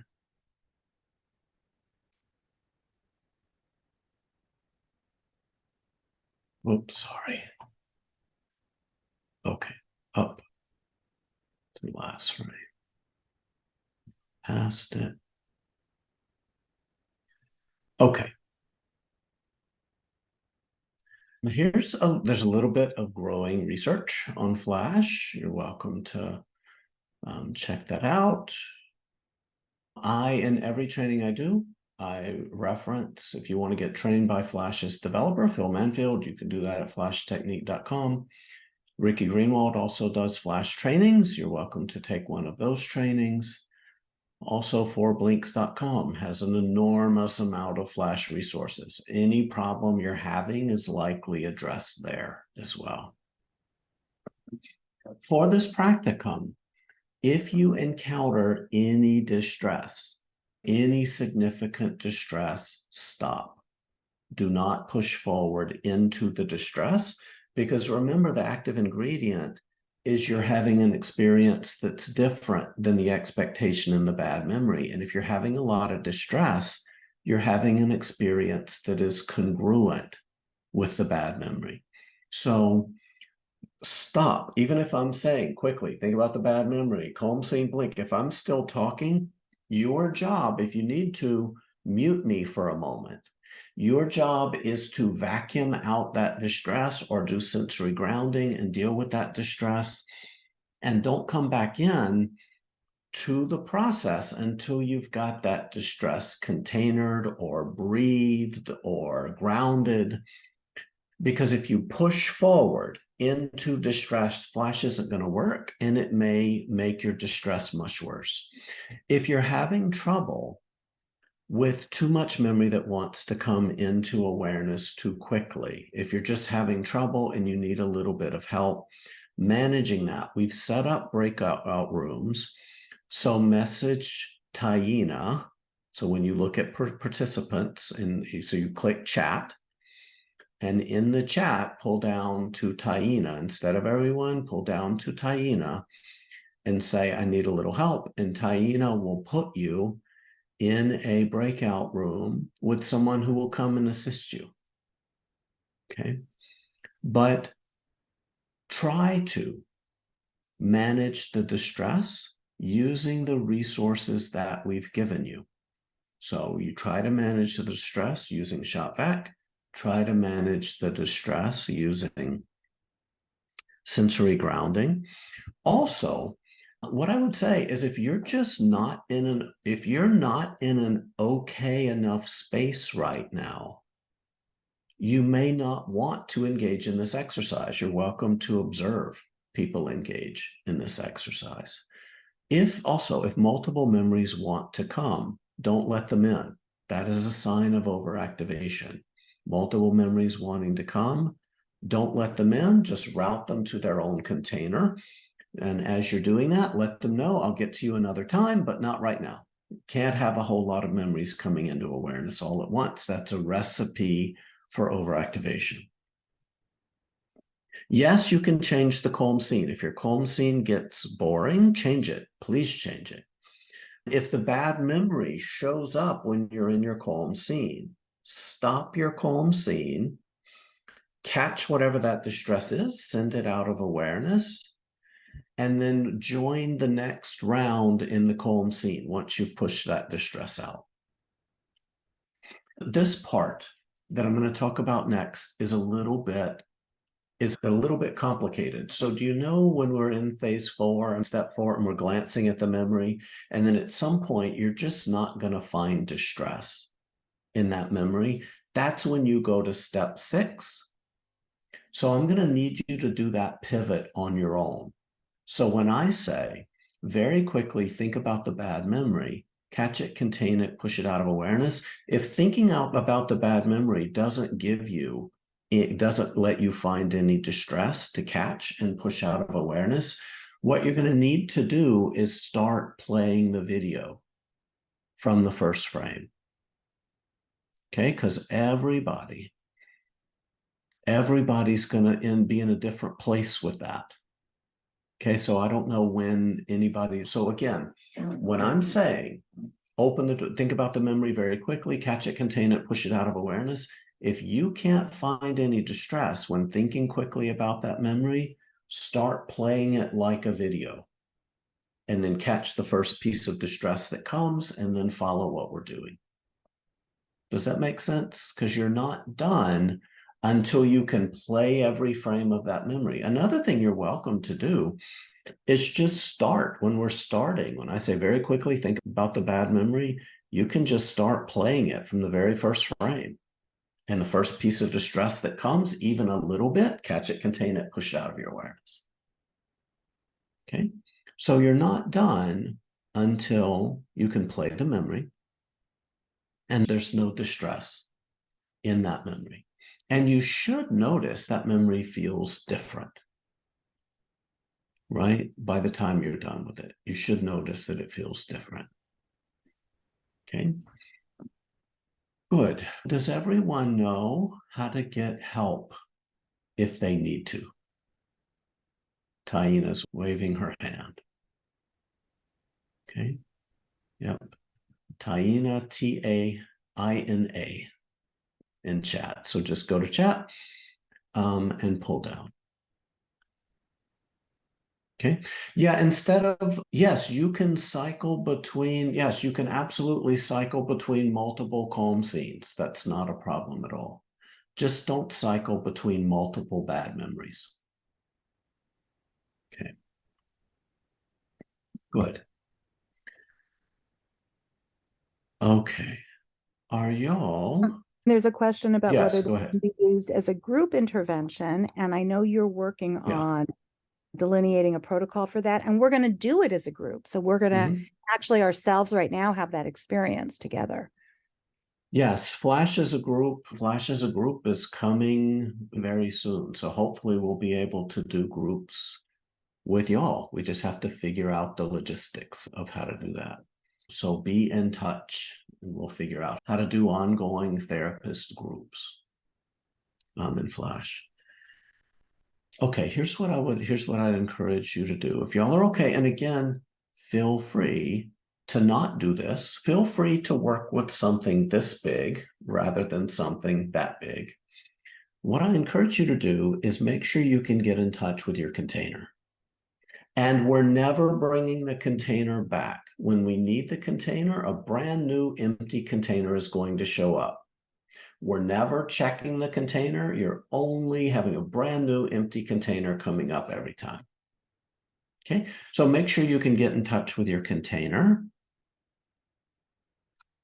Can you imagine putting something in it? Close it and make sure that you can send it away, far away until it's just a tiny dot, far out of awareness. Good. I also invite you now to access your calm scenes. We're not doing any blinking. I just want to make sure that you can find your way to it. It can be a mental exercise. I'm just letting you know that can be difficult to recreate and recreate. And my proposal is that when we start working, we do this for about 30 minutes. We're going to do this for 30 minutes. That may not be enough time for everybody to get through, but it'll probably be time for most of you to get through. Okay. And we'll talk about how to deal with any residual stuff should you not be able to get through. Good. Load up your calm scene. And I'm going to get feedback from you. You can do this. Let me know you're there. You can give me a nod. Good. Your calm scene working for you. If it's not working, spend the next little bit of time trying to find something that does work. So don't go forward. If you can't access your container, don't go forward if your calm scene isn't shifting how you feel right here, right now in the present. Okay, good. Are you ready? Are you ready to start? Okay, good. What I'll have you do very quickly is think about the memory you'd like to work on and make sure it's an individual memory. That's either a few minutes, few moments, individual piece of memory content. As soon as you have it, push it out of your awareness. If you need to, make the gesture, push it out of awareness, look at a blank wall. And when it's gone, load up your calm scene. If you need to, shop vac, but load up your calm scene.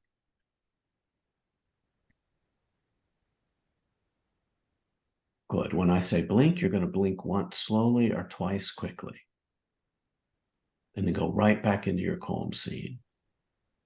Good. Blink.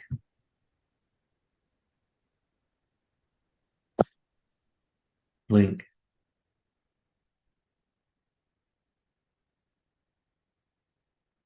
And blink.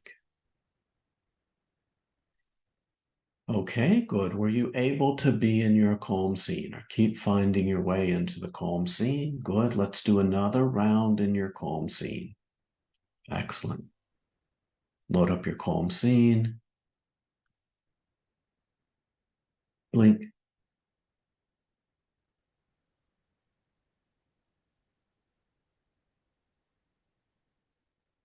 Blink.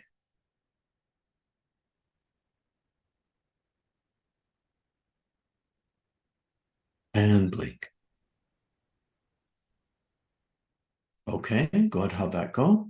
If you were able to keep finding your way into your calm scene, now super quickly, like the speed of lightning, think about the bad memory, whatever's distressing, catch it, contain it, push it far away. Good. If you need to, push it with your hand, push it far away.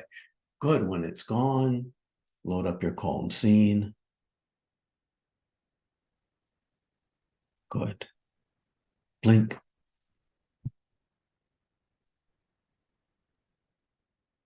Blink.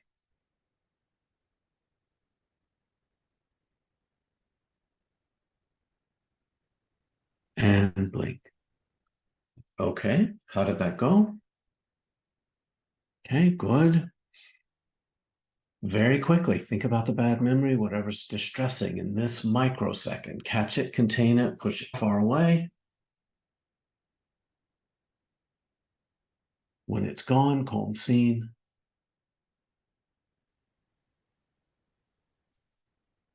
Blink. Good, just go right back into your calm scene. Blink.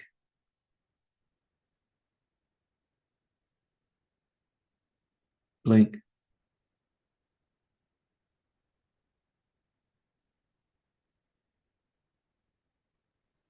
Blink.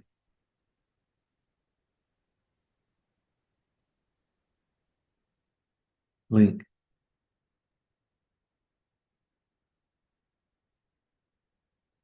And blink.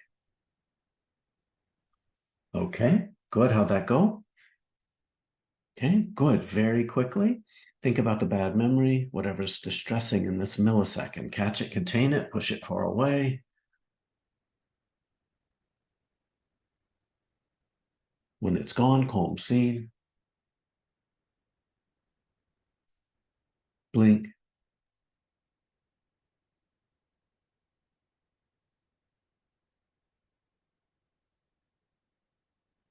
And blink. Okay, good. How'd that go? Okay, good.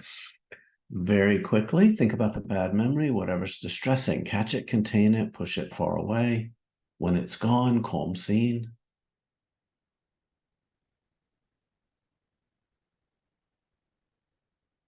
Blink.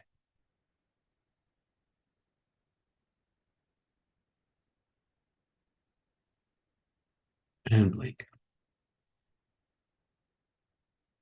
Okay, good. How'd that go? You able to be in your calm scene? Good. Very quickly, think about the bad memory, whatever's distressing in this millisecond. Catch it, contain it, push it out of your awareness. When it's gone, calm scene.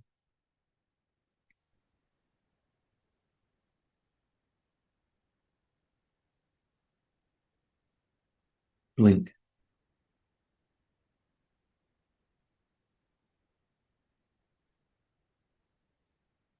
And blink. Good. Okay, how did that go? Okay, good. Whatever's distressing in this moment, catch it, contain it, push it out of your awareness. When it's gone, calm scene.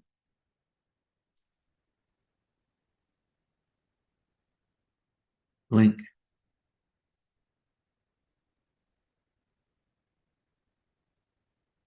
Blink.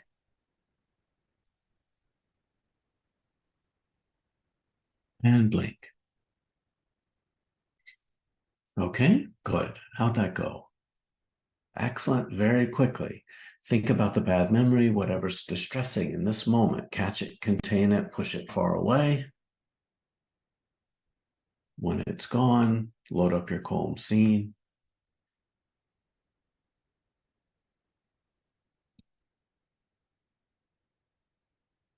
Blink.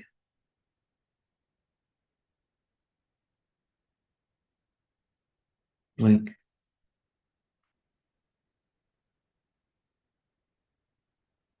And blink. Okay, good. How'd that go? Okay, good. Very quickly, think about the bad memory, whatever's distressing in this moment. Catch it, contain it, push it far away. When it's gone, calm scene.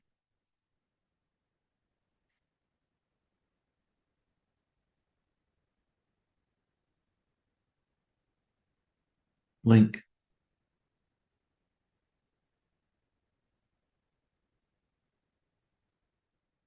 blink,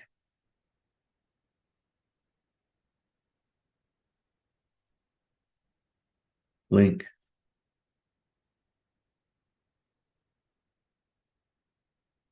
blink, and blink. Okay, good. How'd that go? Good, that's okay. Very quickly, think about the bad memory, whatever's distressing in this moment. Catch it, contain it, push it far away. When it's gone, calm scene. Pivot to playing it as a video if you can't find distress when glancing at it. Good, calm scene. Blink.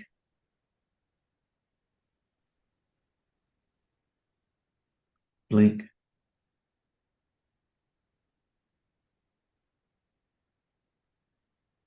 Blink.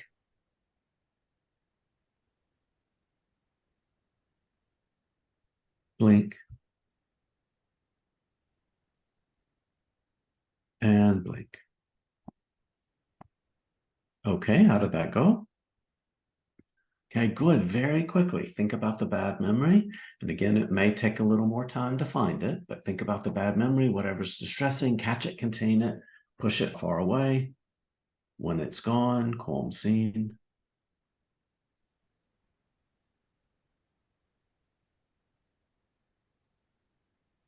Blink.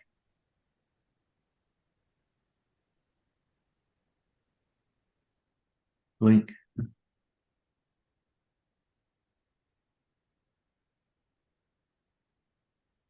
Blink.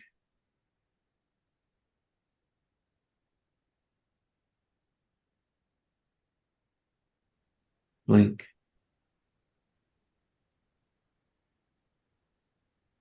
And blink. Okay, good. How'd that go? Okay, excellent. Very quickly, think about the bad memory, whatever's distressing in this moment. Catch it, contain it, push it far away. When it's gone, calm scene.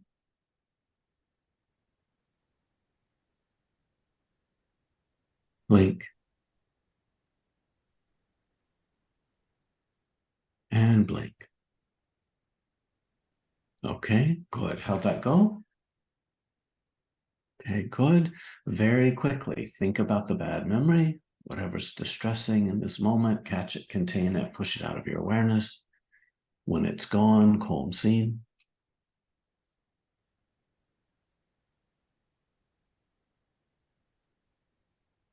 Blink.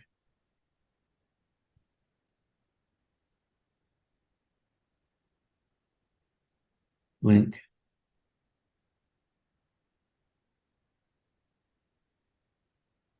Blink. Blink. And blink. Okay, how'd that go? Okay, good. Still finding distress in that memory. Good. Okay, if not, we still have probably 15 minutes. You're welcome to load up another memory, a small one. You can keep going. Okay, good. Very quickly, think about the bad memory, whatever's distressing in this moment. Catch it, contain it, push it far away. When it's gone, calm scene.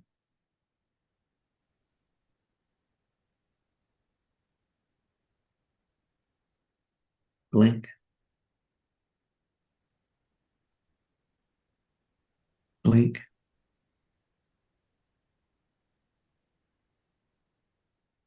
Blink.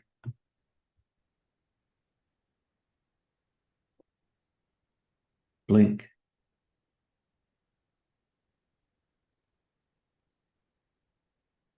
And blink. Okay, excellent.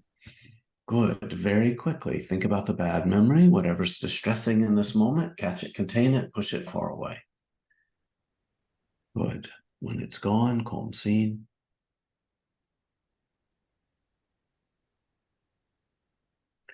Blink.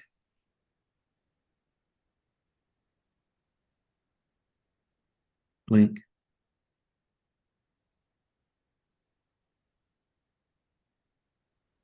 blink,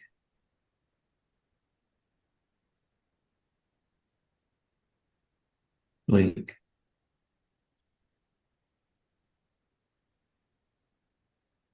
and blink. Okay, good. How'd that go? Okay, good. Very quickly, think about the bad memory, whatever's distressing in this moment. Catch it, contain it, push it far away. When it's gone, calm scene.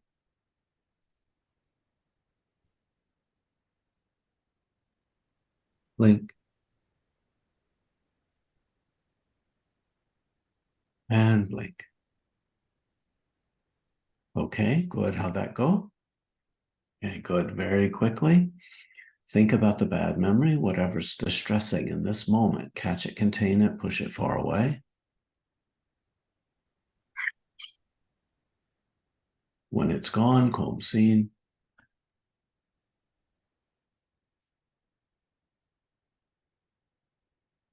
Blink.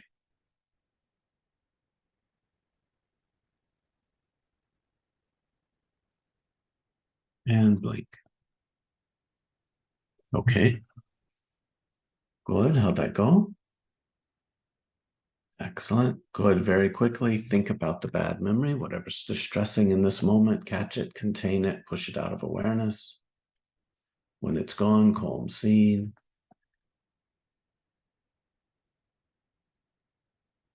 Blink.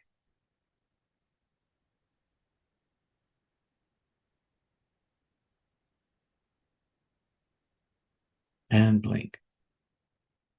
Okay, how'd that go? Good. Very quickly, think about the bad memory, whatever's distressing in this moment. Catch it, contain it, push it far away.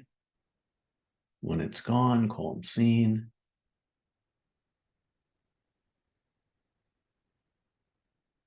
Blink. Okay, good. How'd that go? Okay, good. Very quickly, think about the bad memory. Whatever's distressing in this moment, catch it, contain it, push it far away. When it's gone, calm scene.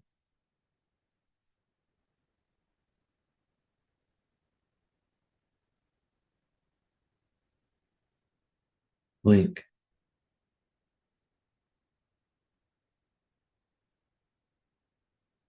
Blink.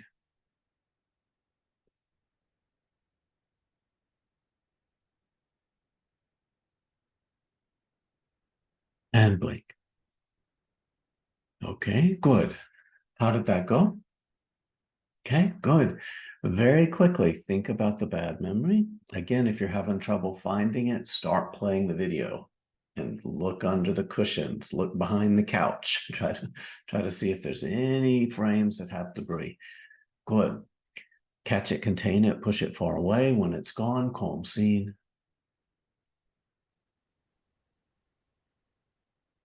Blink. And blink. Okay, good. How'd that go? Excellent. Good. Some of y'all are I want the calm scene. Some of you have. Some of you are like in that calm scene. You're right on track. Excellent. Good. Very quickly, think about the bad memory, whatever's distressing in this moment. Catch it, contain it, push it far away. When it's gone, calm scene. Good. Blink.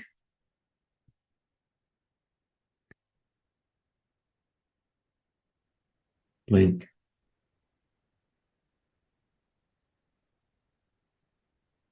And blink.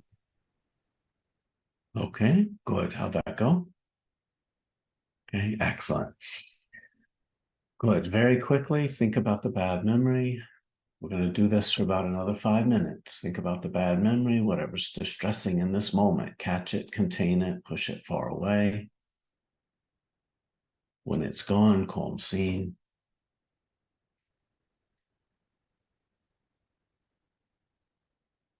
blink,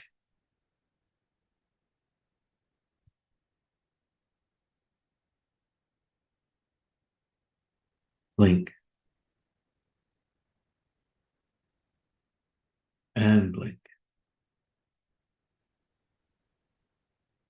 Okay, good. How'd that go? Okay, good. Good.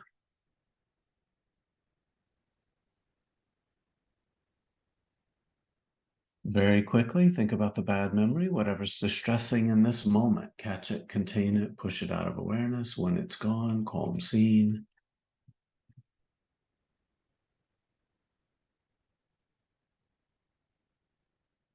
Blink.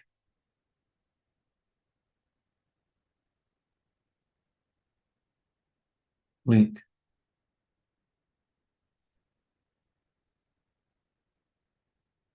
And blink.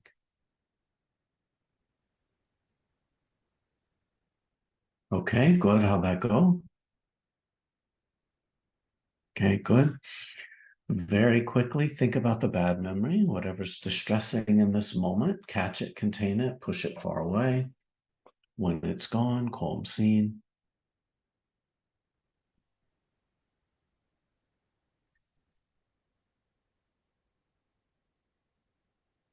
Blink.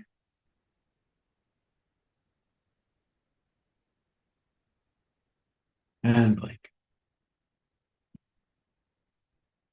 Okay, good. How'd that go?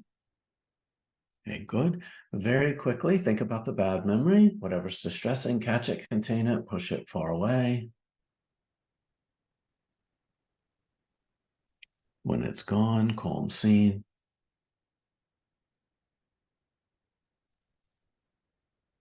Blink.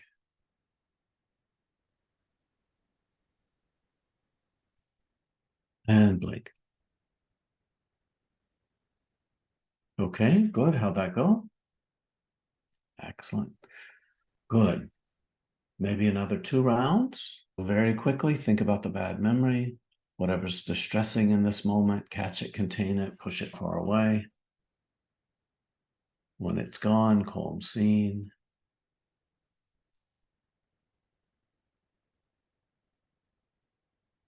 Blink.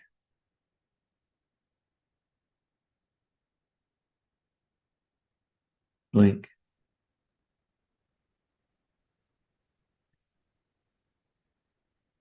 And blink. Okay, good. How'd that go? Excellent. Very quickly, last round, think about the bad memory, whatever's distressing in this moment. Catch it, contain it, push it out of your awareness. When it's gone, calm scene.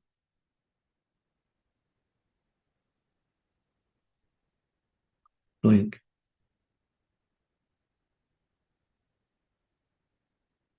And blink.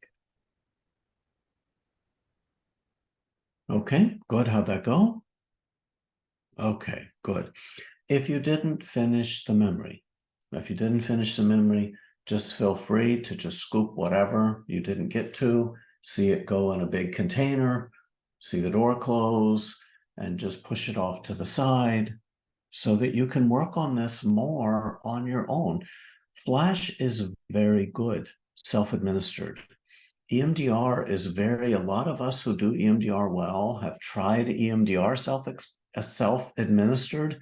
It's not that great. Flash is really good self-administered. They're resources. If you want, I just released an audio of me. If you're not absolutely tired of me saying, think about the bad memory, but if you're not, I have a site where you can do this. It will walk you through how to do this. And I'm putting it in chat right now.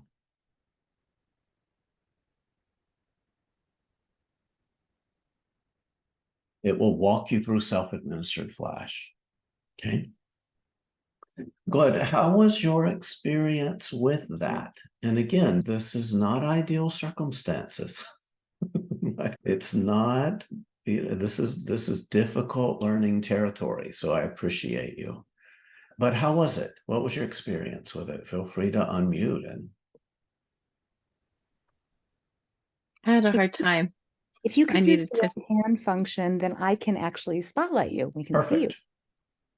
Because it'll move you to the front. Yep. And raise hand is in reactions tab. Yep.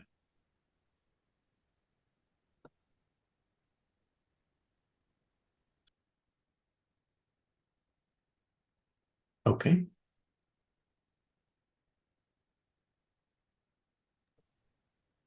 Yeah. I actually had a hard time. I needed the help of, I can't get how to pronounce her name. Taína, yes. Taina. Yeah. And I even went to a different memory than this morning's memory. I see how triggered I am. I was wondering also, the container, each time I'm putting into a new container and throwing it out. Okay. Yes. At What the beginning, goes? I was bringing back the old container that wasn't good. That's confusing to the system because we're getting new content from the memory, not from the container. What went in the container last time is old information. And whatever residual distress there is, it's going to find its way automatically back into the memory. For sure. Oh. And the other thing is, there's no suds here, right? Yes, correct. You just know that things got better just because. Don't forget that I'm telling you very concrete things. I'm telling you, check the memory, whatever's distressing in this moment, catch it, contain it, push it out of awareness. If they don't have distress, they're going to tell me. The problem in a group is you can't communicate that to me in a group, right? But in a regular session, they'll say, I'm having a hard time finding the distress. Then we're going to go to step 6. And then we're going to look for any residual pieces of distress until you can play the memory and there's no distress in that memory when you play it. Okay, thank you. Yeah, good. If you're already really activated, if your system's already really activated, it can be very hard to bring new activation into awareness without difficulty. Yes, Mara, the next person. Yeah. So for me, it was actually really good because I played the memory in the beginning. It was very stressful. I could feel it in my body. And then the next time I had to go a little forward and take the memory a little forward. And then I went on till the end of the memory and it went to my future fears. And then I went back to the beginning of the memory and looked at it again, found the little piece. But it was at the end, the last 4 rounds, it was hard to really find the memory or kind of put my finger on the memory. So I thought I maybe should take a different memory at that point, but I don't want to start a new one at the end. But it worked. Okay, good. And it sounds like you had a lot more memory come in than was probably recommended. And it was still okay in your case. I couldn't find any distress. Oh yeah. Awesome. On the 3rd or 4th round, there was no distress. It can go quickly. It really can go quickly. So it just depends on the heat and the complexity of that memory. It's not terribly unusual for a memory to resolve in 15 minutes if it's not that complicated of a memory. Well, also to be very clear, because this is an important question, we're not containing the memory. We're not containing the memory. We're only containing what came out of it when you looked at it very quickly. We're not containing the whole memory, only the little micro slice that came out the last time you looked at it. Does that make sense? Containing the whole memory is containing something this big. We don't want something that big in working memory, only the really quick glance at it. Okay, good. Next person. Lilach is going to be our next person. Hang on. 2 questions. One is technical. When we blink, if we're doing something like petting a dog or eating a sandwich, do we stop when we blink? No, you can keep petting your dog, but again, you're doing a purposeful eye movement. Okay. A purposeful motion. You're doing a motor movement on purpose. That is disrupting your ability to stay visually and other focused on it, yes. And also if your video's playing, your video just plays, your video can play the whole session long. And then you just look over at me or you look, yeah. So yeah, you don't have if to. it takes me more time to contain the memory and then send it away, do we stop as therapists and wait? Because for me, it took You a do. lot longer than. You do. And it's really not fair in groups because I'm in a dilemma. I don't want to leave people not in their calm scene too long, but I recognize it's going to take people longer to contain this than others. So again, that's why I say, if you're doing a task, complete your task and ignore me. That's just the nature of groups, because we can't wait until the last person has it contained, because all of the rest of the people need to be in their calm scene, because we need to keep this pump going. And if we stop, that gives the opportunity for people who, it gives the opportunity for stuff to seep. Next person.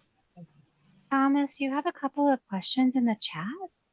Okay. So one is, it was a great experience and I felt that I can work with a bad memory, but my safe place changed after 2 rounds. That was better. Is that okay? Absolutely. Your calm scene needs to change. If you're using the same calm scene across 20 flash sessions, that is either a very powerful calm scene or it's a calm scene that's probably got stale a long time ago. We need to it's good to keep refreshing the calm scene so that your nervous system, Even within the same session, I think is the question. Like over the course of this half hour, if the calm scene changes, no problem. As long as it's different than the expectation and the bad memory, yes. You can change it. You can imagine going for a walk on a particular path and go on a different path the next time. I have a client whose calm scene is baking. She bakes different cakes, and each round she gets out the flour, the sugar, the vanilla, whatever she needs to bake that particular cake. So each round her calm scene is changing. Cool. Good.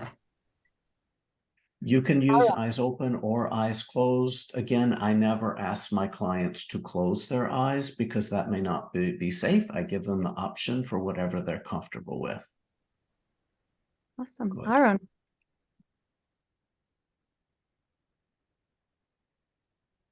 Okay. First of all, it was very nice. I worked on something that has been an incident with one of my children that happened over 10 years ago. That's been with me for a long time. At a certain place, it was cleaned up pretty quickly, and I connected it to other incidences that took place a week before, 2 weeks before, all related, and that was very good. I hope to see some good results, that it stays less distressful as the days and weeks progress. I wrote a question up that I'm using a video of ocean waves, and my question was that when I blinked or when I turned away, I put on the audio because the audio is also very soothing for me. But I can't turn off the audio each time. How does that affect? It's okay because you're visually disrupting. So again, my clients will play their calm scene. We have a big 55-inch TV in my office, and our chairs are right in front of it. So the video plays the whole time, and then they just look over at me and then look right back at their video when we're activating, getting the next piece. It's okay. It really is okay. If the sounds bother you during the check-in, pause your video and then play for the next round when you're getting the next piece of the memory. But I'd say only if it's bothering you do you need to stop the video, because the blinks are still disrupting your ability to be in your calm scene fully.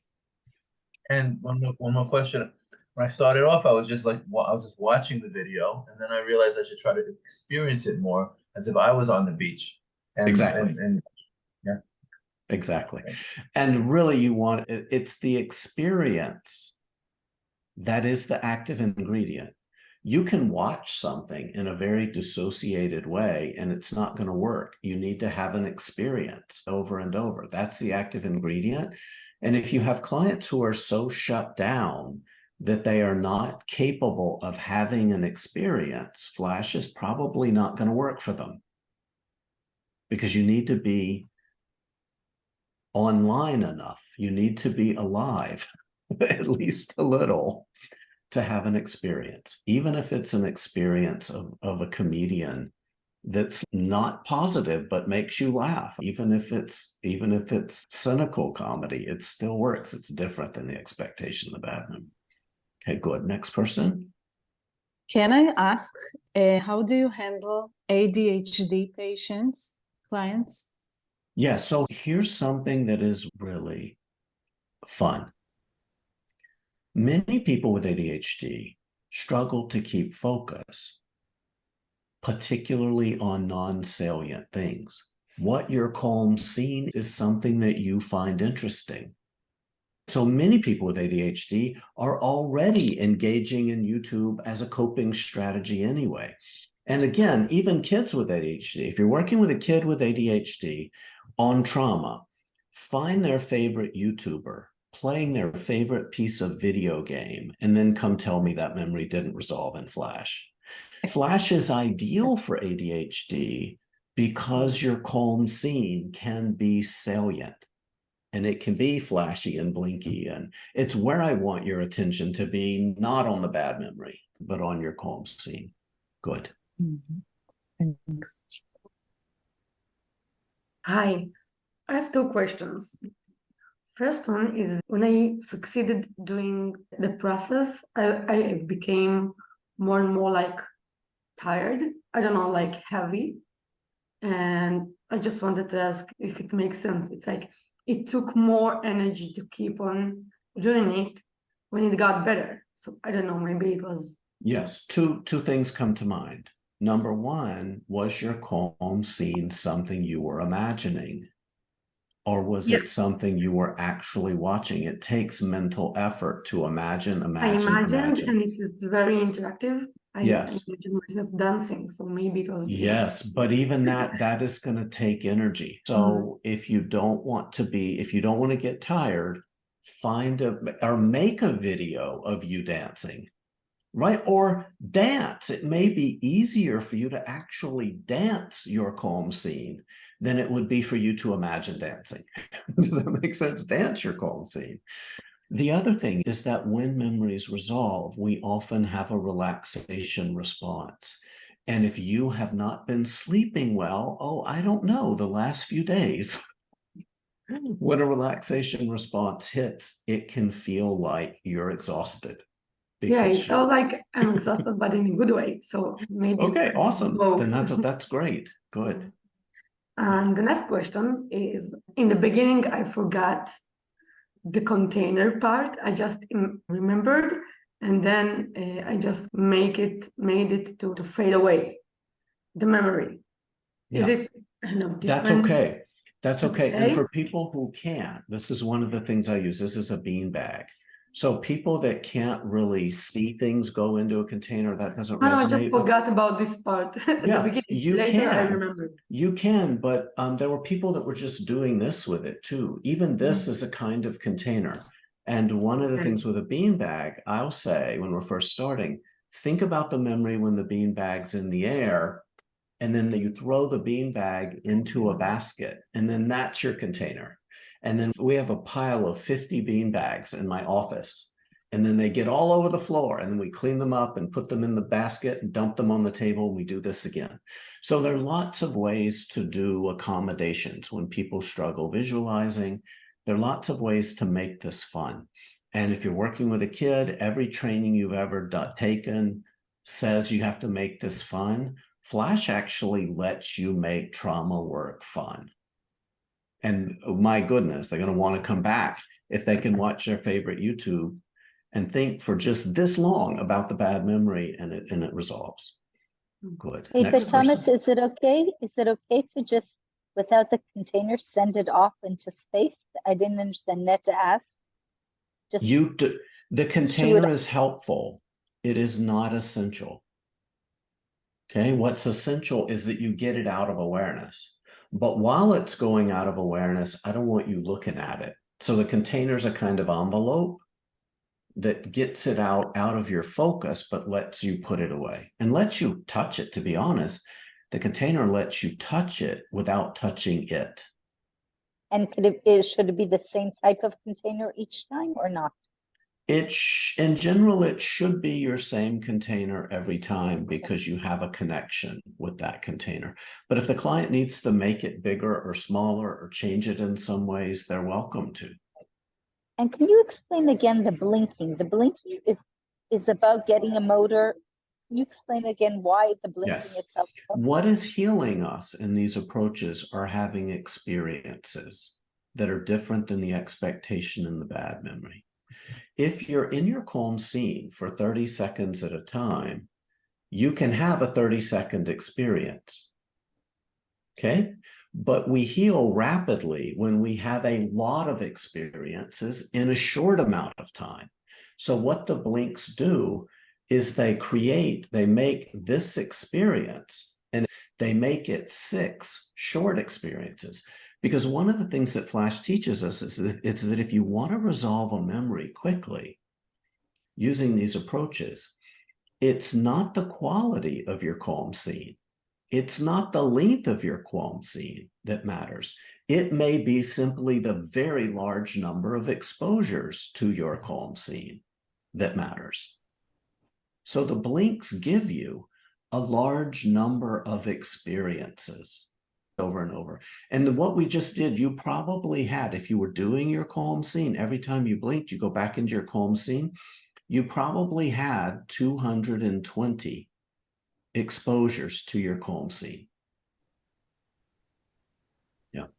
How many times would you do it? What is the guys, let's go in order. Okay, we've had people waiting. I have Elizabeth here whose turn it is. Oops, you're still muted. Oops. There you go.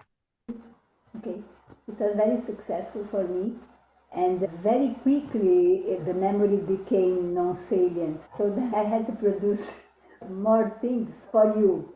Does it happen in the therapy also? And what to do with the patient? So your expectation is that you take 30 minutes of the session doing it? No, okay. It takes as long as it takes. And I have a client who is almost 70 years old, and she is a Flash ninja. She does 3-4 memories in 50 minutes. And then sometimes it takes her 45 minutes to do 1 memory. It takes as long as it takes. So we're not doing, if you're in an individual session, that Flash session ends when the client's done with the memory. But when we're in a group, everybody's finishing at different times. It's hard to do this in groups because we can't do it. And the rhythm of the repetitions, again, for me it was too fast or not. This is the pattern that has a meaning. Yes, and when that's, again, I can't read the group. When you're in an individual therapy session, the language is, think about the bad memory, whatever's distressing, catch it, contain it, push it in out of your awareness. Let me know when it's gone. So I'm waiting for it to be gone. And then I'm saying, load up your calm scene. Let me know when you're there. So in group is not ideal. It's better than nothing. But in a therapy session, it's very well orchestrated and there's very little wasted time because the client is communicating with me all the time that they're on track. I'm okay and I'm on track. I'm okay and I'm on track. I'm okay and I'm on track over and over. Good. 2 things about the content of what happened to me. One is that maybe because I have a psychodynamical background, but I processed 2 kind of events, and then I realized that the calm scene has to do with what I was processing. Yes, and that is almost always a problem. If the calm scene intersects the bad memory, that can cause a problem. So imagine someone who says, oh, there's this beautiful beach in Hawaii I absolutely love. Okay, we let that be their calm scene. But why are they here to see me? Because they've gone through a terrible divorce. And where did they honeymoon? At that beach in Hawaii. Your calm scene can't intersect with your bad memory. We may need to find something that's not local sometimes, if what's local is triggering. And another thing that happened was that I was processing some image that I saw in the newspaper that really ugly. And then I processed it and it was gone, but what came was some guilt that I felt about something related to it. So I tried to process the guilt. Is it okay or not? How do you see it? Absolutely. Absolutely. When things move around, parts of us will have feelings about things moving around. And sometimes how much of us have guilt or grief that we feel the moment we let something go, right? The moment we let something down, almost the moment something clears, we can get a different kind of perspective on it. And it may allow other content to come in. That's okay. Absolutely. It's layers of an onion, the stuff we do. Thank you very much. Thank you. Aya, you're up. Oh, I'm so sorry. Somebody just texted me. I have a 9-year-old coming in who just got off the plane from Israel. So I'm like, I don't know what to tell him, even though I work with children. One of the things that was interesting for me was, in a way, I'm not sure. I think I was able to do it. I actually went from one issue to another, and I went to 3 different places for recalibration.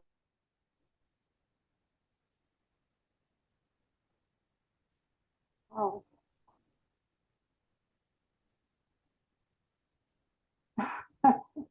Hi, I think you're frozen. Uh-oh. While Dada is coming back, I have a couple of questions in the chat. Great. Okay. So Dada has a question, which is meaning formation in the Flash context. Doesn't it work in a way like dissociation versus integration? And then her other And question, relaxing myself. so now I'll continue until we get her fully back. Yeah. And then the other question that Dada has is, do I get it right that the hard memory can be merely a cognitive effort, not vividly felt, while a good memory is to be felt experience? Absolutely. Absolutely. Essentially what we're trying to do is we're trying to process the content of the memory as information, not necessarily as distress. So we're definitely getting distressed, pushing it out of awareness, but we're accessing a piece of content of the memory at the time. But yes, your calm scene needs to induce an experience. If your calm scene isn't letting you have an experience, Flash probably isn't working well. Yeah, it's me. Sorry, the first question about the amount of distress and the meaning formation. Actually, we are very much directed to elevate the distress, actually to erase it in a little bit dissociative way. So we do control, but actually we erase the integral aspect of the event, the distress. And some events, the distress is the indicator of the meaning, to them. And without a certain amount of this, it can even maintain some kind of ongoing traumas, like family violence, for example, or other things that people participate consciously or unconsciously. Yes, however, there is an enormous amount of there's an enormous amount of research too that supports that we are well served by having a less severely traumatized nervous system if we have ongoing stressors, right? People who are traumatized are at much greater risk for ongoing re-traumatization. And even if I'm working with a kid, doing this work doesn't dissociate you from the reality that it happened, right? What it does is it lets that memory be a normal memory where you're no longer confused about whether it's happening now or not. So it's not going to let you forget that a certain person is a bad person. It's not, but in fact, what it's going to let you do, hopefully, if you do enough healing, it's going to let you make the decisions that you can make in the present to support your current safety. This isn't about packaging stuff up and letting us forget the lessons. But yes, the distress has been integral to our experience of trauma. And distress and activation are important parts in this. We're just activating it a tiny slice at a time. Related to dissociation, most of you, I would argue, your calm scene was a dissociative experience. If it was, it's either a dissociative experience or it was a very embodying experience, one of the two. But if you're watching a video of a beach and you're imagining being there, you're dissociating to that beach. Or if you're having a very vivid memory, you're in a memory that happened years ago. And then the feelings of that state are getting layered over your right now body. So from my perspective, dissociation is neither good nor bad. It just is. And many of our resources are pretty inherently either embodying or dissociative, and that's okay. They both work. And it's good that my clients can process trauma in a lightly dissociated state, because that's going to let me work with people for whom the present is never going to feel all that safe. Good. Taina, Taina, you're up. Hello? Do you hear me? Yeah, I think I asked the most important question. I think I just wanted to clarify about procedural memory, that the reason we're not putting the entire memory through is why. Can you just repeat that? Yes, because I don't want you touching it. What lets this work? Imagine a deli slicer, okay, that has a blade on it. The only thing we're working with is a little bitty tiny slice of the memory that came out in this moment. I don't want you reaching over that blade and feeling the whole chunk of the thing you're cutting. I don't want you to do that. Does that make sense? So, because that will activate too much. That will bring too much of the memory. What's amazing about this, and in every other psychotherapy, to say that we're activating a memory, we're assuming we're bringing the whole memory into working memory. When we bring a piece of this into working memory, we're bringing a tiny piece of the memory into working memory, not the whole memory. That's why we're microactivating, is I don't want you to touch the whole memory. The whole memory is not one slice. It's hundreds of slices sometimes. That's way too much content to try to resolve without distress. Yeah. Thank you. I'm now in the hotel with refugees, and I tried this afternoon to do the flash technique. I'll know what to do better tomorrow with it. Okay, awesome. Uri, you're up. Okay. More general question. No, we're trying to keep things so that one at a time, and I can have the spotlight. Uri is up. His turn. Okay, few quick questions. One is, instead of saying catch it, contain it, can you just say drop it, go to the good memory? Because I found that going to the good memory is what allowed me to drown out the bad, meaning just catch it, contain it was harder, but going to the good thing filled me. Yeah, let me give a metaphor that may help explain that. And what that may let me know is that you have a relatively healthy nervous system. Let me explain why. Because imagine we light a match, okay? And then we just pivot over here away from it. That match, by pivoting away from it, that match is going to self-extinguish because we pivoted away from it. But our clients with complex trauma, the reason we push it out of awareness is that what we're lighting isn't one match. What we're lighting may be a trash can full of loose paper. So it's not, if we're not careful, we'll light that trash can and we'll pivot away. And while we're pivoting away, that trash can is burning down your living room and catching half of the city on fire. If your nervous system lets you work that way, that is an efficient way to work. But if you're working with people with really complex trauma, the activation isn't going to self-extinguish in your calm scene the way it does for you. Does that make sense? Mm-hmm. So you've learned something about your nervous system and maybe some of your clients' nervous systems, but don't assume that with a client with complex trauma, they can lightly activate and that activation is going to self-extinguish. It may, when you pivot away from it, burn, and then it's going to show up in your calm scene as a large chunk of distress. It's the difference between a relatively healthy person being activated and a pervasively traumatized nervous system being activated. Your comparison makes a lot of sense, but I still wonder, it just seems harder for me to catch it and continue, get rid of it without something else to drown it out. Good. So that's information about your nervous system. So when you do flash, do it that way. Does that make sense? Okay. Yeah. Awesome. Yeah. It's okay. There's so many ways to do this. Someone can be a really lousy therapist and do flash poorly and it still works great.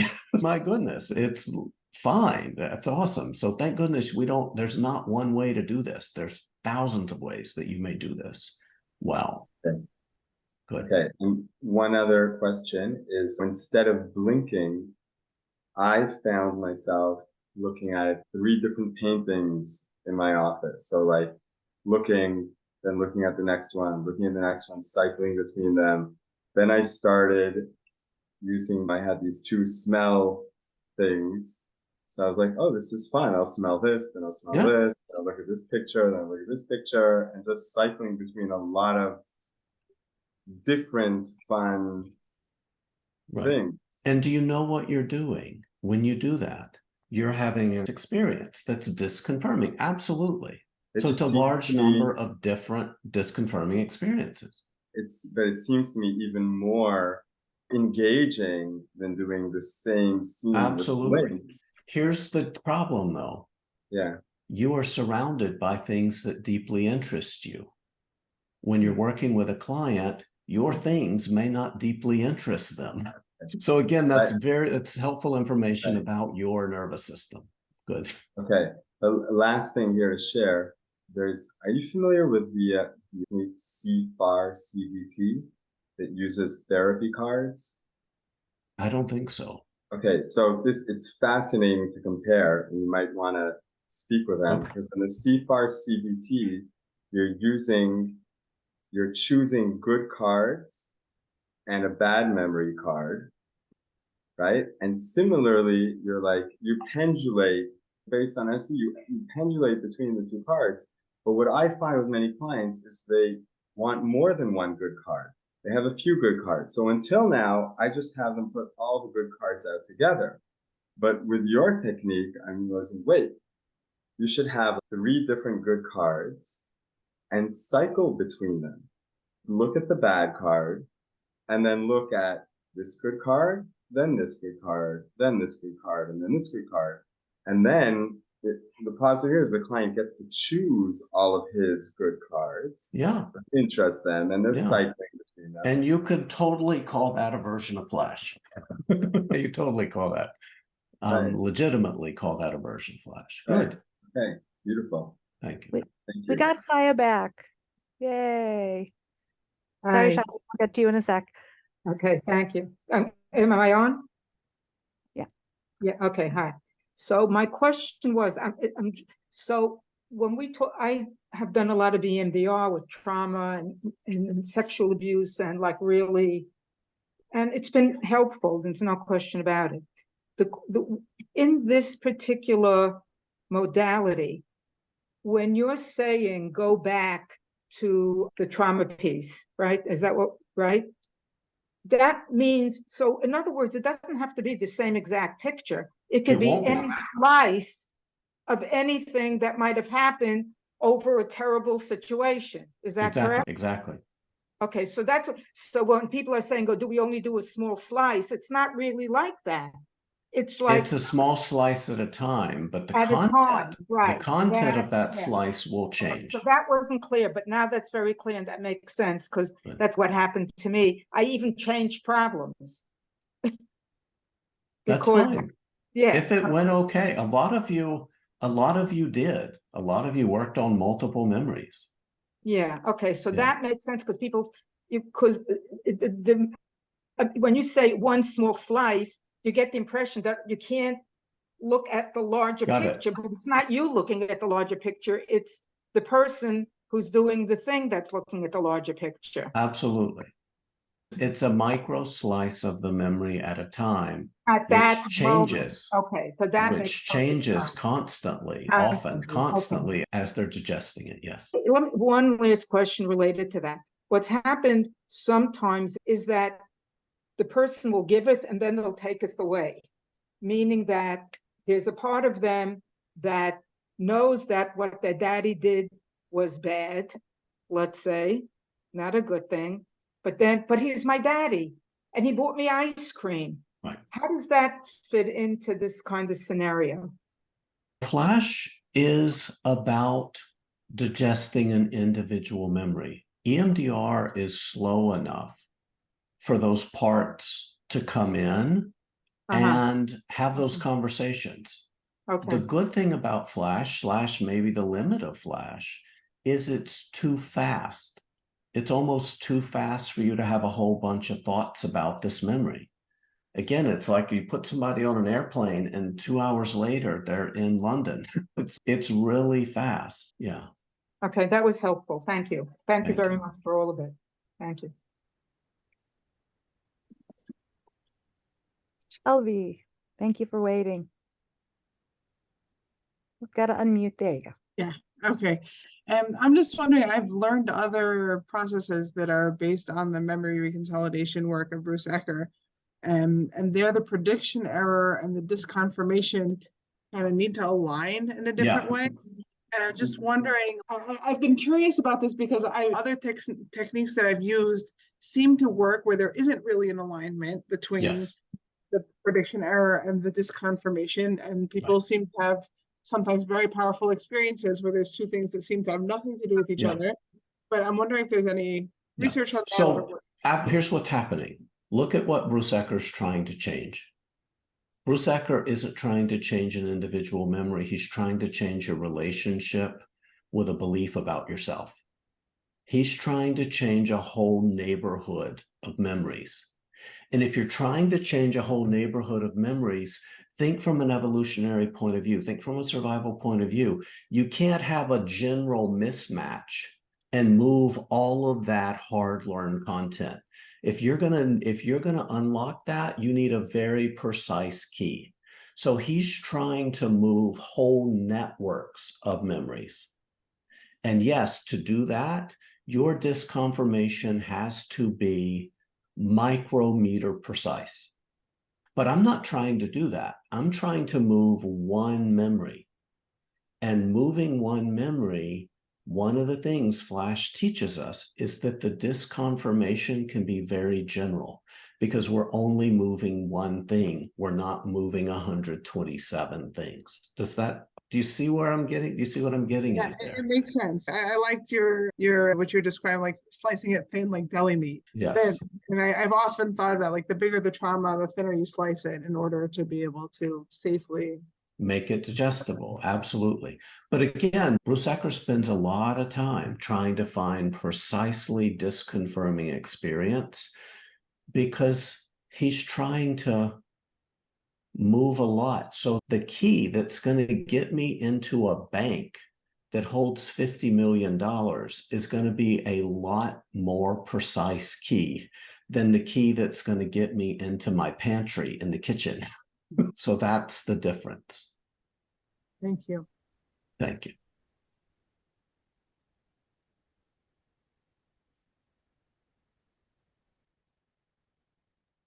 You're still on mute. You're still on mute, Mary. There you go. You're still on mute. Still on mute. There you go. You hear me? Okay. It came to my mind that when you talked about a future event or something, that it could be efficient with OCD, for example, when the memory can be obsession, when the patient is afraid from a future disaster or something like that, and it's very concrete in his mind and very rigid in his brain.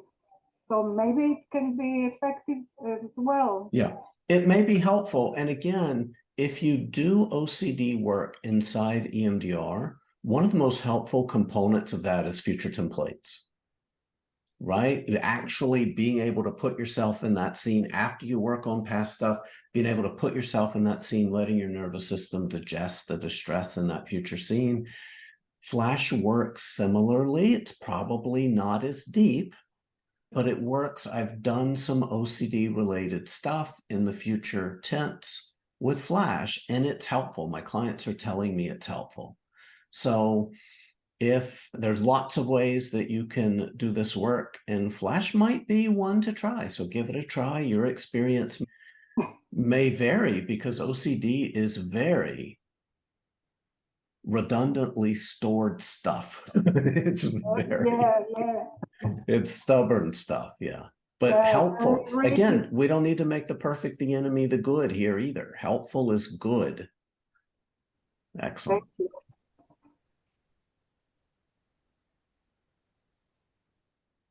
Hi, Thomas. Good evening. I was wondering if I can use Flash technique as I'm thinking as I speak as a two-side process. If I get a client in an immediate scene and I see him like 24 hours after a trauma, and most likely the nervous system is hyperactive or hypoactive. He's out of the tolerance window for sure. Yeah. And can I use the Flash technique as a self-regulation process? And then after he's regulated, self-regulated, I can do another procedure of Flash about the traumatic memory because it's more available to work on? The dysregulation that the client's currently having may not let Flash work because they may not be able to have an experience in the calm scene. So what I would do is any type of resourcing, including calm scene, do calm scene without blinks. Do you know what I mean? Do calm scene as its own exercise. Do deep breathing as its own exercise. Does that make sense? Do multiple things to try to get the nervous system. Do grounding. People that are activated need grounding right here, right now in the present, more than almost any other resource. So do grounding. And if the client can, then go into the calm scene. If the client can then access the calm scene and report of an experience of feeling calm, then you can bring Flash right into it and start to digest that memory. But if you're flooded, it's hard to do. It's number one, if you're flooded, it's hard to take instruction. And I'm giving you instruction. So this is best done if you can tap the brake first and let the nervous system calm down, let them find centering in the present. And if a client is truly flooded, I may not do Flash that session. I may make sure that I can check back in with them in a few days and maybe do Flash with them then when they're a little bit. But I'm not going to wait long. I don't want to wait long. I want to just let them be able to find their feet under them. Yeah. Just one more question. Is it possible? I'm just thinking about the group therapy as I'm talking to you, because maybe it's more efficient when I meet people in trauma areas. It's more efficient for me to meet a lot of people and not person by person. So is it possible to work on group of people, but it's the same family or neighbors or Absolutely. and then Again, Mhm. we can assume humans used to heal together. Humans used to be wounded together. Humans used to heal together. And if you have a family, you have a group. So yes, you can do flash in groups. Each person's going to need their own calm scene, even if they all went through a shared trauma. Right? So each And then- person needs their calm scene. Yeah. And then after the processing and the desensitization each person has, they can either wait for the other and do a support group or Yeah. a grounding for one another. Absolutely. And again, Flash is so easy. Who taught me that Flash was really easy to do self-administered? My clients. Because they were coming back telling me what they were flashing between sessions, even though I was asking them not to do that. So you can always teach them how to do this on their own because they're going to be activated by ongoing stuff anyway. And I'd rather them actually handle this using two core resources they probably need to be doing anyway when they're grounded, when they're triggered by something. Thank you so much. Thank you. Thank you. Thank you. Thomas, thank you so much for answering all of these questions. And I know that and so many people who have continued to hang in with us. We're capturing the chat so that we can just double check against our list that everyone is going to be emailed the captioned video and also the resources that we have available for them. So I just want to thank you so much for giving your time and your efforts to just helping this community that has seen some dark days. Thank you. Thank you. Thank you Taina. so much. So Thank you. generous of you. And thank you so much, Mara, for organizing. You're welcome. We will be getting emails out to everybody. We have caught everybody's emails. We will share the video when it's ready. We will share additional resources when it's ready, when they're ready. And we are still here to support you in your work. I am here in Israel, so I'm in your same time zone. And the team is here to help you, those of you who are EMDR therapists, those of you who are not, those of you who do other flash techniques, those of you who want more consultation. I know that Tom does regular consultation, has practicum opportunities. So go to forblinks.com and just reach out to any of us and we will answer questions. You will have our email when you get our email to you. We'll send you all of that information. Thank you all for staying up. Can you repeat, please? Go to whataddress.com. I just missed that one. Oh, I'm sorry. 4Blinks. I'm putting it in Four chat. Blinks. Tom is going to put it in chat. Thank you so much. Of course. Thank you all. Thank you for coming. Thank you. This was Thanks a long so journey. much. Thank you so much. It was wonderful. Thank you so much. It really was and very effective. And for me, it was a great surprise. Thank you so much. I know. It was It's amazing, really right? You think, eyes wow, opening. איך יכול Really, eyes להיות? open. איך יכול להיות שזה כזה כיף? That it's such נכון. fun. How Right, it's so much come? fun. Thank Right? you. And we all need a little bit of fun, right? Yes, especially now. Especially these days. I know. Yeah. I said the last 48 hours, 48, 30, whatever, 72 hours has been a year. Exactly. I heard that one. It was very punctuate, really. Yeah. Thank you so much. This has Thank been you. incredibly helpful. Buddy. Thanks. Good night. Have a good night, everyone. Good night. Quiet night. Bye-bye. Please. Quiet night. Safe Quiet night. And staying in Bye. beds. In beds is Yes. good. Yeah. Amen.